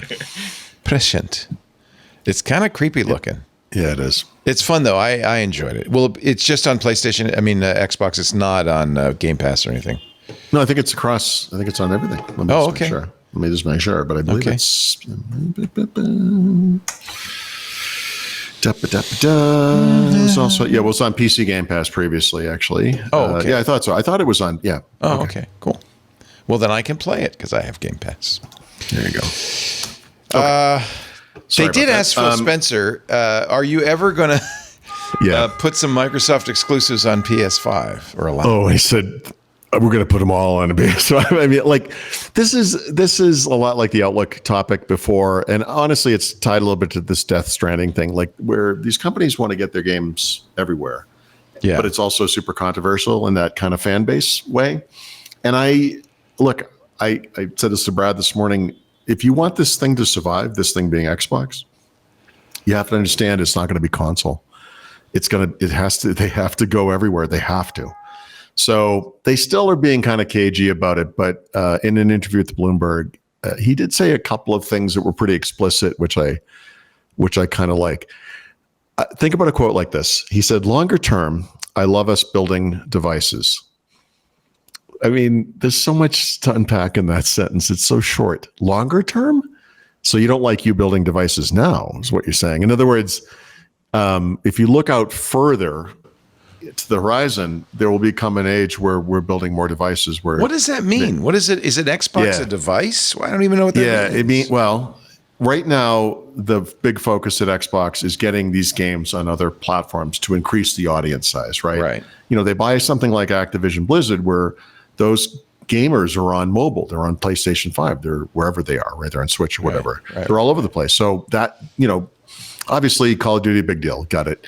Some of the King games are mobile, big deal. Yep, got it. But Microsoft wants to apply this model to a lot of what they do. And they want to apply some of what they've done right or semi-successfully or whatever, maybe I should say the things that were strategic to them are strategic to them that weren't for Activision Blizzard, like getting Call of Duty on Game Pass, right?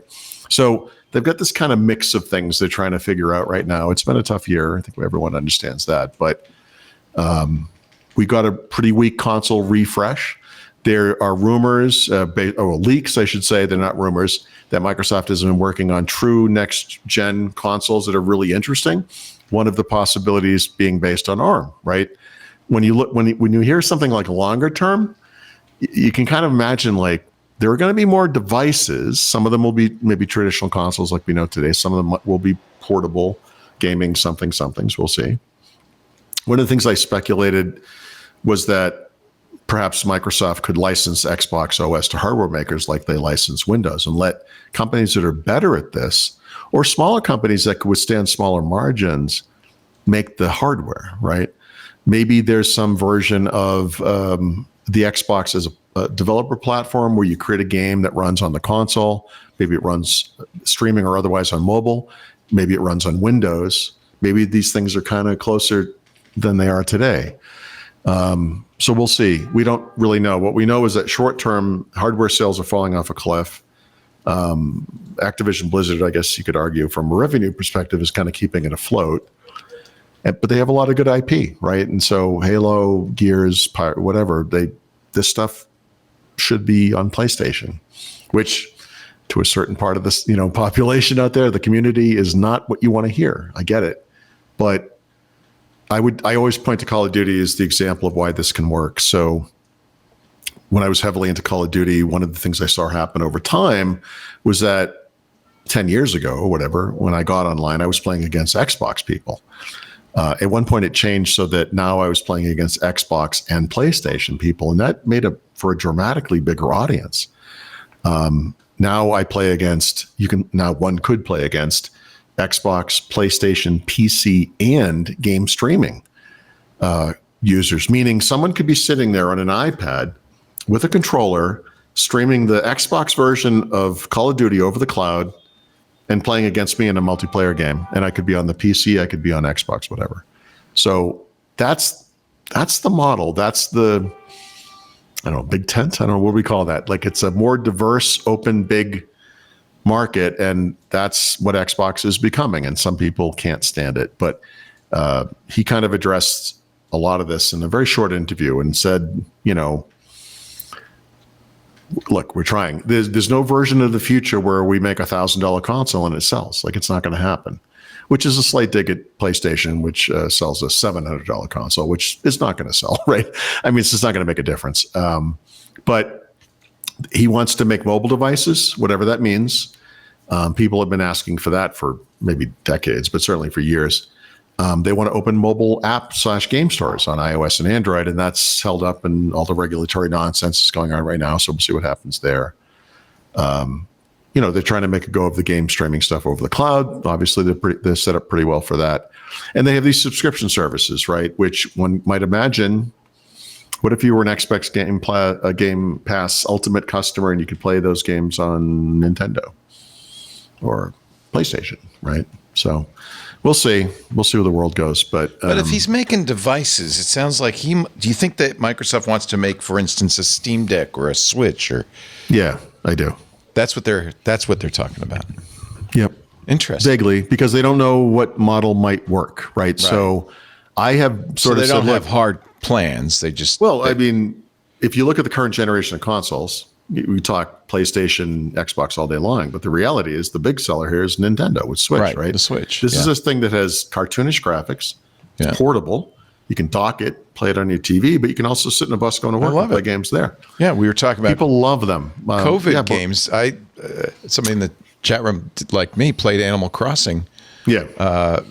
For like a solid year in 2020 on our That's Switch. the only way you could cope with this, right? Because it was the only way we could cope. And I'm thinking I might need something like that. Yeah, I mean, Brad made this comment today. So, he goes, well, I don't think of that as the traditional Xbox gamer or whatever. It's like, right. It has to be more than what it is. It needs to be bigger. The casual game universe is much bigger. It's a much bigger market. And for all that stuff that we just talked about, the three major consoles, PC, which is probably roughly the same as those three things combined, tiny compared to mobile gaming. Right. So there's a whole world out there that Xbox is trying to get into in a meaningful way. And if Microsoft has proven anything, it can't make hardware successfully. It's just bad. That's a little screenshot from Animal Crossing New Horizons. Just thought I'd drop that in there. Yep. That's 2020 in a nutshell right there. Right there. That's... Yep. Oh, God. Yeah. Look, I'll just say, I obviously a big focus of mine in gaming for 10, 15 years, whatever that was Call of Duty. I have in recent months played Call of Duty over the cloud. It worked fine. It wasn't great. It wasn't perfect, but it worked fine, especially single player. I played Call of Duty on mobile with an iPad and a controller. It's surprisingly good. The world is changing. So even if you're kind of what we would think of as a hardcore gamer, the type of person who might in the past have built their own PC, swapped out the graphics card every couple of years, whatever, that stuff is always going to be there. But I think we can bring what I would call like modern, sophisticated games to a bigger audience now because the devices we have are so capable. Yeah. So anyway, that's the Xbox thing. The one thing that hasn't deviated when they talk about the future is the plan, right? Which is just, it can't just be this console. It's too small. Right. And it's weird that the people who care about the Xbox the most are the ones who are resistant to that the most, because the thing they like is this little sliver. And do you think releasing not the future. Age of Empires on iPads, was that a kind of... He specifically mentions that in the interview, actually. Oh, yeah? What does he say? Yeah. Let's go to the tape. Like a toe-in. Yeah. Let me see. Yeah, it was actually, maybe we didn't quote it. Let me find the original. So Asia. Yeah, he says... a lot of fun, I have to say. So they partnered with Tencent on that. Yeah. Right? Oh, interesting. He says it's... Yeah. Tencent's obviously a big mobile developer. Yeah. Yep. Interesting. And big in China, right? This is kind of interesting. Actually, he mentions China. Yeah. So he says, it's been a good area for us to learn from creative teams that have really unique capability. The real opportunity is to partner with creative teams in China for global. So, when Microsoft was trying to buy Activision Blizzard, they would talk, why are you doing this? You're going to spend $68 billion. Like what? And the assumption, and it was always, well, it's about Call of Duty, but it was to some degree, but really the number one thing was mobile. This was an area where Microsoft had just made these tiny little incursions with some Halo offshoots that, whatever, they were okay. But they have these great franchises that they haven't done enough with. And with Activision Blizzard, they have even more of these things. Plus you get these studios that have been doing these mobile cross-platform games for a long time. So I think we're going to see more of this stuff. I think we're going to see a positive. We're going to see Halo, Gears on PlayStation for starters. They've already said they're going to bring Halo back to Nintendo, to the Switch, or to whatever the next thing is. Extending my Call of Duty multiplayer thing. I think there's no reason. I know there's no reason why a native iPad version of Call of Duty could not be playing in a multiplayer match with people on PC and console. There's no way it's possible. It just isn't happening yet. So I think there's a lot going on. I think they've been a little too quiet, except when they have to lay off people. They've been pretty loud about that. I wish there was more in the way of positive announcements this year, but that's the way it's gone. So. Hey, let's talk about that major new Activision release on Game Pass. Everybody's pretty darn excited about that. So I've heard from several people who literally said to me, see, it's happening. They're starting to bring Activision games to Game Pass. They just brought 3 of them to Game Pass. What are you complaining about? What I'm complaining about Don't knock Spyro the Dragon. Spyro. Which is, by the way, an ancient Sega game. That's from Sega. What the frick? What is this? Who cares? What are you kidding me? They just It's a PlayStation we game. just brought Atari. Was it a collection. PlayStation game? Okay. Yeah. Who cares? Jeez, come on. Anyway, I'm glad for the people who want this. Congratulations. I guess you got what you wanted. I don't know. It's not something I care about personally. I used to play this with my kid. There you go. When he was a kid. When he was a kid, right? Which is a long time ago. Yeah, it's like, congratulations. Death Stranding came to the Xbox. Great. It was on everything else years ago. First. So it's weird being in that position, right? Like we're in all, this is like the way they bring games to the Mac usually, like, or whatever. Like, right. Oh, you got like, here's yesterday's AAA game. Exactly. You get to have it. That's how the Mac gets it. That's second class, So to me, that's not very exciting. But Spyro. I don't know. Anyway, stupid purple dragon. So you get that. Yeah, I think we played it on the PlayStation, original PlayStation. Yeah. Oh, geez, really? That long ago? Yeah. Oh. Yeah. Okay. I suspect the graphics are a little bit better. This is a remastered. It's reignited. Forget graphics are better. It's reignited. Yes, right. He's a fire-breathing dragon. Probably blows fire. Yeah, he's a fire-breathing dragon. I've already thought about this more than I want to. So this was kind of off book. Like they usually do 1 or 2 or even 3 Game Pass announcements per month. This was one they just kind of came out with, just like the Death Stranding thing. It kind of came out of nowhere. So that's fine. It's a gimme. It's found money or whatever.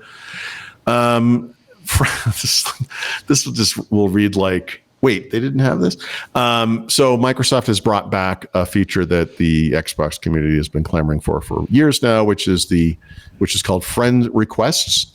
The social experience on Xbox has kind of changed a lot. Honestly, this was something dating back to the Xbox 360, if I'm not mistaken, and now it's back. So I don't know. Like, what this means is from your console, you can send, accept, and remove, I guess, friend requests. You can now follow or accept followers on Xbox, right? Like you can. Couldn't we do this before? Yes. So okay. 15 years ago, whenever the heck it was. I know. Yeah. It doesn't make any sense to me, but it's back. So okay. It's coming. Yeah. It's coming back. I know. It's painful to even talk about. Along with Spyro the Dragon. It's exactly. What's old is old again, or whatever the phrase is. It's still old, but it's back. I don't know. It's like super resolution. I guess it's whatever. It's a thing. Yep. A couple of NVIDIA stories. So NVIDIA has a GeForce Now service that is an alternative to like Xbox cloud gaming, I guess. This is where they're hosting PC games in the cloud, and then you stream and you can play. It's a pretty good service, it seems like. But one of the cool things, well, there's a couple of cool things about it.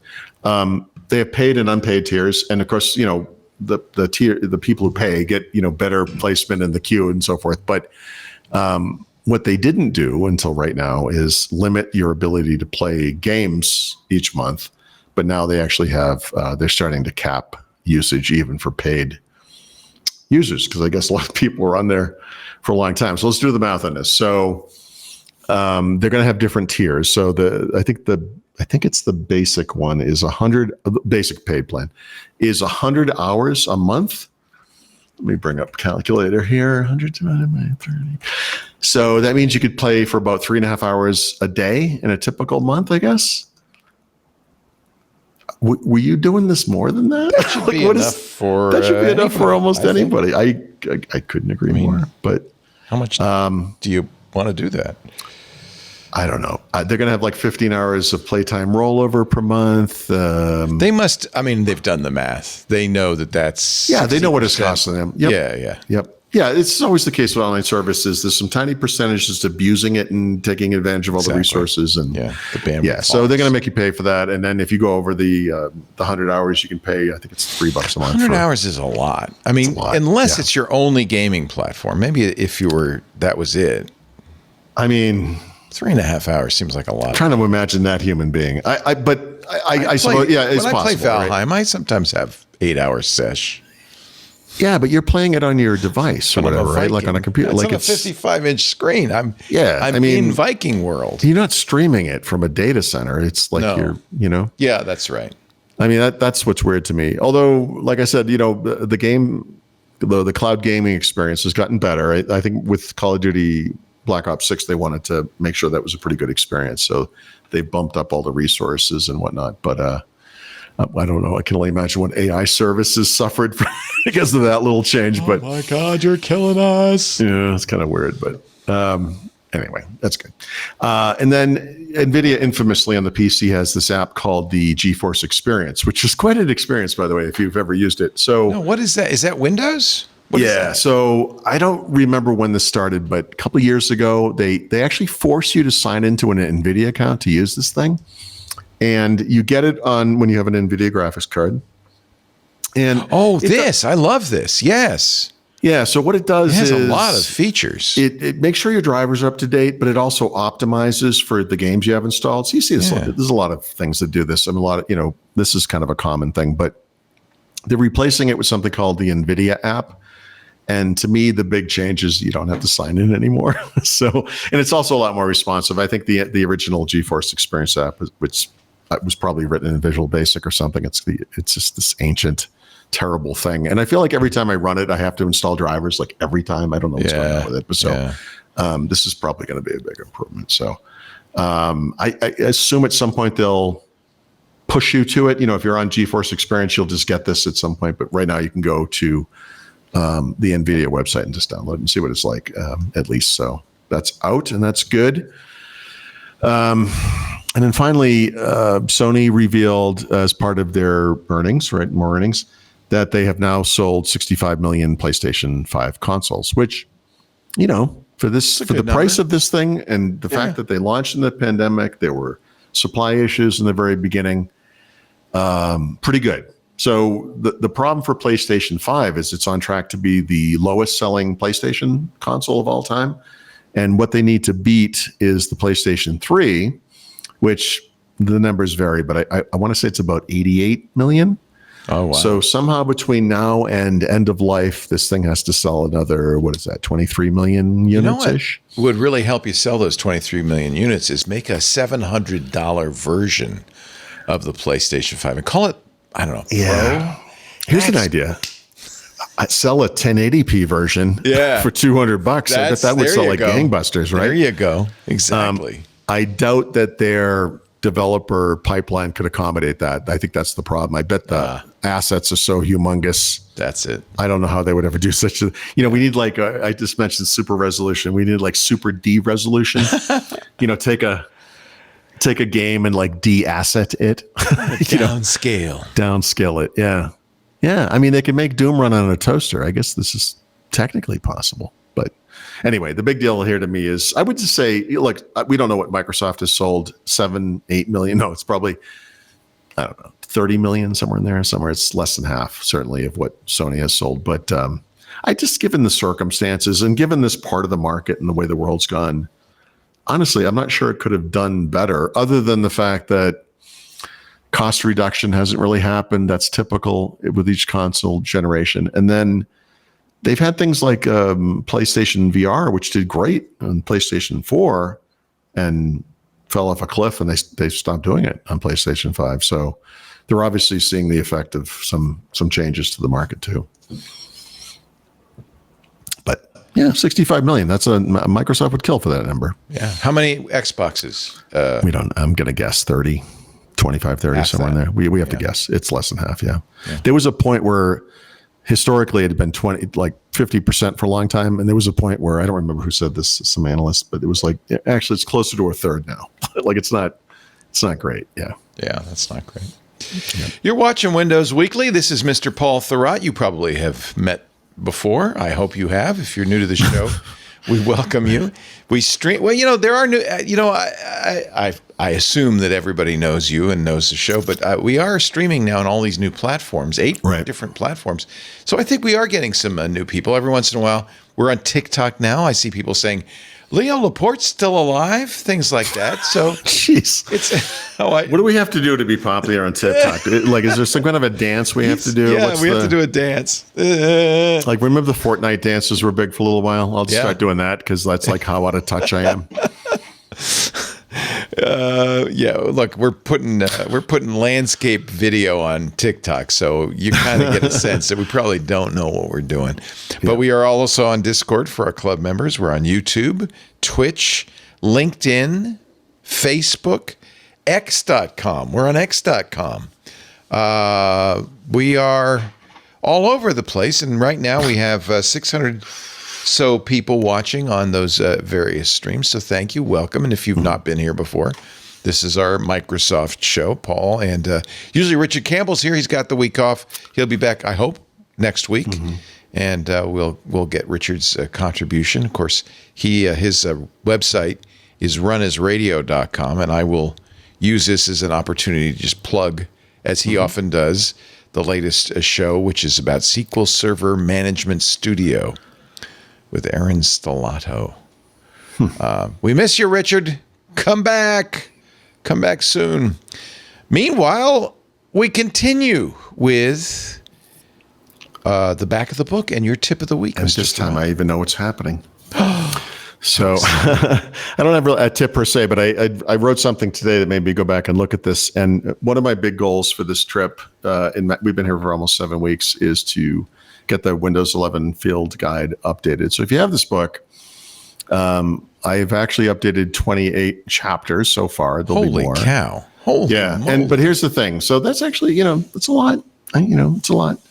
But I think what happens is, if you go to Thurrott.com and you see the updates, you're like, okay, so he updated the File Explorer chapter. That's really exciting. Or he updated, the OneDrive chapter, like big deal. But the thing that I'm actually kind of most excited about with this is that most of these chapters have like new content that's meaningful. And I think when you see it, you might say, who cares? But actually, if you own the book, you should download it again, because it's something like, I want to say it's 1,168 pages or some stupid thing. Unbelievable. It's a stupid amount of time. It's big. But I got to figure something out for the next version. Maybe figure out something a little more manageable. But anyway, in the meantime, I will keep updating. I don't think you should. I'm really glad that people, i.e. you, still do kind of the definitive book with everything you'd want to know, and more. Yeah, I mean, honestly, the these days you couldn't publish this book because it'd be too thick for the presses. Right. That's right. But the fact that you can do it online, and you can buy it at leanpub.com, and you can pay as little as $10. And you keep it up to date, which is the big thing. That was the point of and it's forever updatable. Yeah. If I drop it to $10, the authors earn pretty much nothing. So get in there and slide that slider over to the right and give the author. Do as you will, but a little something. And the other way to do it, of course, as you mentioned last week, is if you are a premium member at Thurrott.com. Yeah, they get the web version. Get all the web versions of this. Yeah, and I keep the site up to date with the book. Yeah. Nice. Yeah. 24H2 version. I'll get it in a couple of years, Paul. I mean, I've done. Do we just talk about this? I did a bunch of local account work the past few weeks. You did on Hands on Windows too. That's what you're thinking. Yep, it is. And the Hands on Windows kind of feeds off the stuff that I've been, updating the book. One of the big things now is just kind of what I would think of as like power user things, where you have to use the registry or maybe even a third-party utility to kind of fix a problem in Windows. Whatever. I'm trying to get all that stuff in there. So good. It's getting there. Good. Okay. I do have two app picks. Our friends at Stardock released Desktop GPT, which they announced, May. I think back in May, probably. It's only available as part of Object Desktop. It is, you could argue it's, yet another way to run an AI LLM basically on your computer. But there's some interesting stuff going on with this one. And actually, the reason they released it is they were using ChatGPT at the time at the company and said, we found some really useful ways to use this product. Maybe we could turn this into a product. So it works with multiple LLMs. It's I'm going to call it scriptable, is maybe what they call them templates. But you can create these little keyboard shortcuts for things that you want to automate. So if you want to do, all the typical AI things like summarize a document, rewrite a headline, whatever it might be. But you can also have these things run against specific LLMs, which is really interesting. So if you know that one of them is particularly good at whatever task, you could have that run against that, but then follow it up with a different command or prompt that runs off a different LLM. So it's extensible as well, which I think is kind of interesting. And it's not a standalone product. So, they sell this thing called Object Desktop, which comes with most of their popular desktop utilities, and you get it as part of that. So kind of their Microsoft 365, I guess. So worth looking at for sure. I also saw that Google, which has a thing called Quick Share, it used to be called Nearby Share, has or is updating it to work on ARM, right? And so this is the thing that Google uses with Android and Chrome OS to share between those devices. But they released a version for Windows, I don't know, a year ago, whenever it was, since renamed it to Quick Share. And that's a way you can share back in both directions, back and forth between your phone and your Windows PC. Oh, so it's like their version of Apple's AirDrop, kind of. Yes, and I use that on Apple's all the time. That's really useful. It's amazing. The seamless nature of that is just astonishing. So this is pretty good. It's it actually runs on Windows and ARM right now, but it's an x64 app, so I don't know if they're going to actually make an ARM native version. I never thought to try it on Windows and ARM, but it works fine. As long as it works. Yeah, maybe you don't need to. It's not about speed. It works. Right? It works fine. Would rather see Google Drive on Windows and ARM. Remember they promised that. Kind of curious where that happened. What's going on there, but that could solve some problems for me. You know why these things are really good now is our cameras are our phones. Right. And we take pictures, and it's really nice to be able to get it into the computer without having to hook up the phone or mail it to yourself. There are a couple of ways to do this. I mean, Windows 11 and Phone Link, if you're nearby, it will actually pop up a notification now, which is cool. Yeah. They also do cross-device copy and paste, which I interesting. love that. That's but yeah, this solves a problem. When they first announced this, I had said, could you just integrate it, with the thing that Microsoft has? But if you go into nearby sharing, which is a native Windows 11 feature, if you have configured your Android phone, you can share to your phone from that as well. So there's that's nice. There's some back and forth. Yeah, that's a good way to do it. I like that. Yeah. Now, unfortunately, we don't have a brown liquor pick of the week, but fortunately, your wife is a brilliant. Okay. So I should say she did not invent this one. So I asked her. I said, "Could you get a cocktail going?" And she said, "Yep." And then what she gave me, what it gave us now, is this thing that she has. Well, we've discovered or whatever in Mexico City. So there's a crazy story behind this, and we go to a place called Cafe Taco Bar, or just Taco Bar. It literally has the best tacos I've ever had in my entire life. That's so where we ate dinner last night. I've been talking about walking back and forth, whatever. I don't understand. I don't understand why it looks like a dive bar. The cocktails are off the charts, super inventive, really, really good. And the tacos are the best. Like I said, they're the best tacos I've ever had. It makes no sense. So we know the owner. This place is hilarious. Like there's a quirky kind of personality to it. It was our neighbor and friend who brought us there the first time, and we were standing outside, and it said, Taco Bar, and it said Mexico City, Paris, New York. And I said, they have places in Paris and New York? And she goes, no, they don't. They have this place here. So there's a bunch of that kind of stuff. So they have a video, like a little TV in the corner. It does like a photo slideshow. And a lot of it's just pictures of cocktails and food. But every once in a while, it'll say something like, Mexico City top 50 bars, and then it's like number 2,614 Taco Bar. So there's kind of a funny thing going on there. But we've gotten to know the owner, and he was telling us this story that he had gone to Europe, and he came back with this cocktail called the Salmoncito, and he introduced the Salmoncito to Mexico City. Wow. We're like, yeah, there's no way that's true. You know what I mean? Like, there's no way. Everything else is made up. Why wouldn't that be? Yeah. Stephanie researched this, and what she discovered was that story is not true. Yeah. He invented this cocktail. The guy from Taco Bar invented it. It's from Mexico City. And oh my God. It's based, because I think I'm going to have to go talk to him about this now, but I think what happened was he had a Negroni in, wherever he was, Spain or somewhere. Of course. And he said, let's do this, but we'll do a version that's different, that's maybe lighter and more appropriate for Mexico City. So he invented something called the Salmoncito. So the Salmoncito is basically a gin-based Negroni, I guess is the way I'd call it. So it's dry gin, Campari, grapefruit juice. It's a big grapefruit thing. There's the last item there. My wife had to explain to me because I thought this couldn't be correct, but it says grapefruit twist, and grapefruit supreme is just referring to that slice of. They do this kind of hand cut of the grapefruit, which is the size of a soccer ball in this country. It's unbelievable. And so it's a wedge. It's a garnish. Yeah, it's basically just garnish. Okay. And it is fantastic. It's very refreshing. It's not like a Negroni is kind of a heavy taste. I don't know it's heavy. This is the only way to say it. It's because it's whiskey or bourbon based or whatever. But those that combined with Campari is it's heavy. Yeah, this is half Campari. Yeah, it's almost a health drink. Honestly, it's it's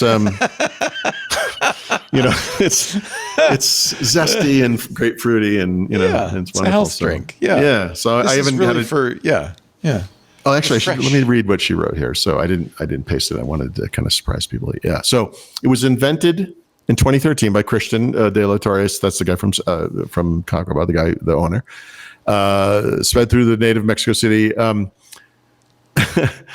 It's like so I guess he had a previous place called Artizima. You can look this up for yourselves, I guess. But anyway, now it's a big thing at Cafe Taco Bar. So it's pink. It's actually they described it as a riff on the gin and tonic. I think it's more of a Negroni. My wife's really into Negronis. And then that supreme bit is the cut. It's like hand cut grapefruit. If you cut it just right, it looks like a salmon fish. That's the names. Little salmon. Yeah, little salmon. Salmoncito. Yeah, and then normally when you cut the flesh out of the fruit, you would often toss the rind away, but they always, they rub the glass with that, and it's amazing. Lovely. Yep. That really sounds nice. incredible. Yep. It's a cool drink. I love it. Well, Paul, despite the loss of Richard Campbell for this week, I think we've done a pretty good job of holding down the fort. I mean, I've been practicing drinking this whole trip just in preparation for this moment. Yes, the Salmoncito. I wish I were going to the cafe taco bar right now. You've made me very, very hungry. That sounds so good. They're so good. It's so crazy jealous how good they are. It's crazy. We should have bought the place across the street. I blew it. I bet it's gone now. We know those guys really well, and I refer to him as Leo all the time, and it's confusing to him. I don't know. That's supposed to be my place. Yep. Paul Thurrott is at thurrott.com. No matter where he is in the world, you can always find him at the website, THURROGood.com, and the book, leanpub.com, for the field guide to Windows 11. Also his newer book, which is great too, Windows Everywhere, kind of if you love Windows and you like the history of Windows, this is a look at Windows history through the lens of the developing frameworks and things like that, right? Is that fair? Mm-hmm. Yeah.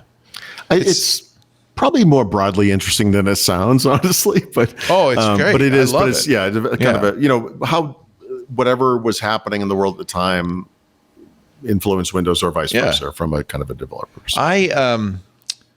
I read most of it on the website because I'm a premium member at thurrott.com. So I know how good it is. It was very engaging. So I highly recommend that too. Leanpub.com. Of course, it's a great thing to join Paul's website, become a premium member because you get great content, but you can use it all the time. I do, to get Windows news. Richard Campbell, if he were here, would tell you runasradio.com is where he hangs out for his shows, Run His Radio, and the show he does with Carl Franklin.net rocks. Richard, feel better. I hope we see you next week. We do Windows Weekly every Wednesday, 11 a.m. Pacific, 2 p.m. Eastern Time, 1900 UTC. As I mentioned, you can watch us live on a variety of streams all over the place, but probably most people aren't, there at that right time to do that. So the good news is you can watch it at your convenience by downloading a copy, whether it's from our website, twit.tv/WW, or actually, if you go there, you'll see there's a link to a YouTube channel which contains the video of every show. That's great for sharing. If you wanted to share the Salmoncito to a friend, you could just clip that little bit and get the history and the whole thing in there and send it to them. And everybody can watch YouTube, so it's a good way to share. And it spreads the word. Another way to spread the word, of course, join Club Twit. And for everybody you get to join with you, you get a free month. So give that a try at twit.tv/clubtwit and get your special code so you can share that to everybody. You can also subscribe to the show after the fact. It's on every podcast client everywhere. Just search for Windows Weekly and subscribe, audio or video, and you get it that right when we're done on a Wednesday afternoon, and you can listen to that at your leash. Paul, have a great week. Enjoy your tacos, and I will see you next week on Windows Weekly. Yes, you will. Whether I like it or not. Yeah, like COVID. I'm coming back, baby.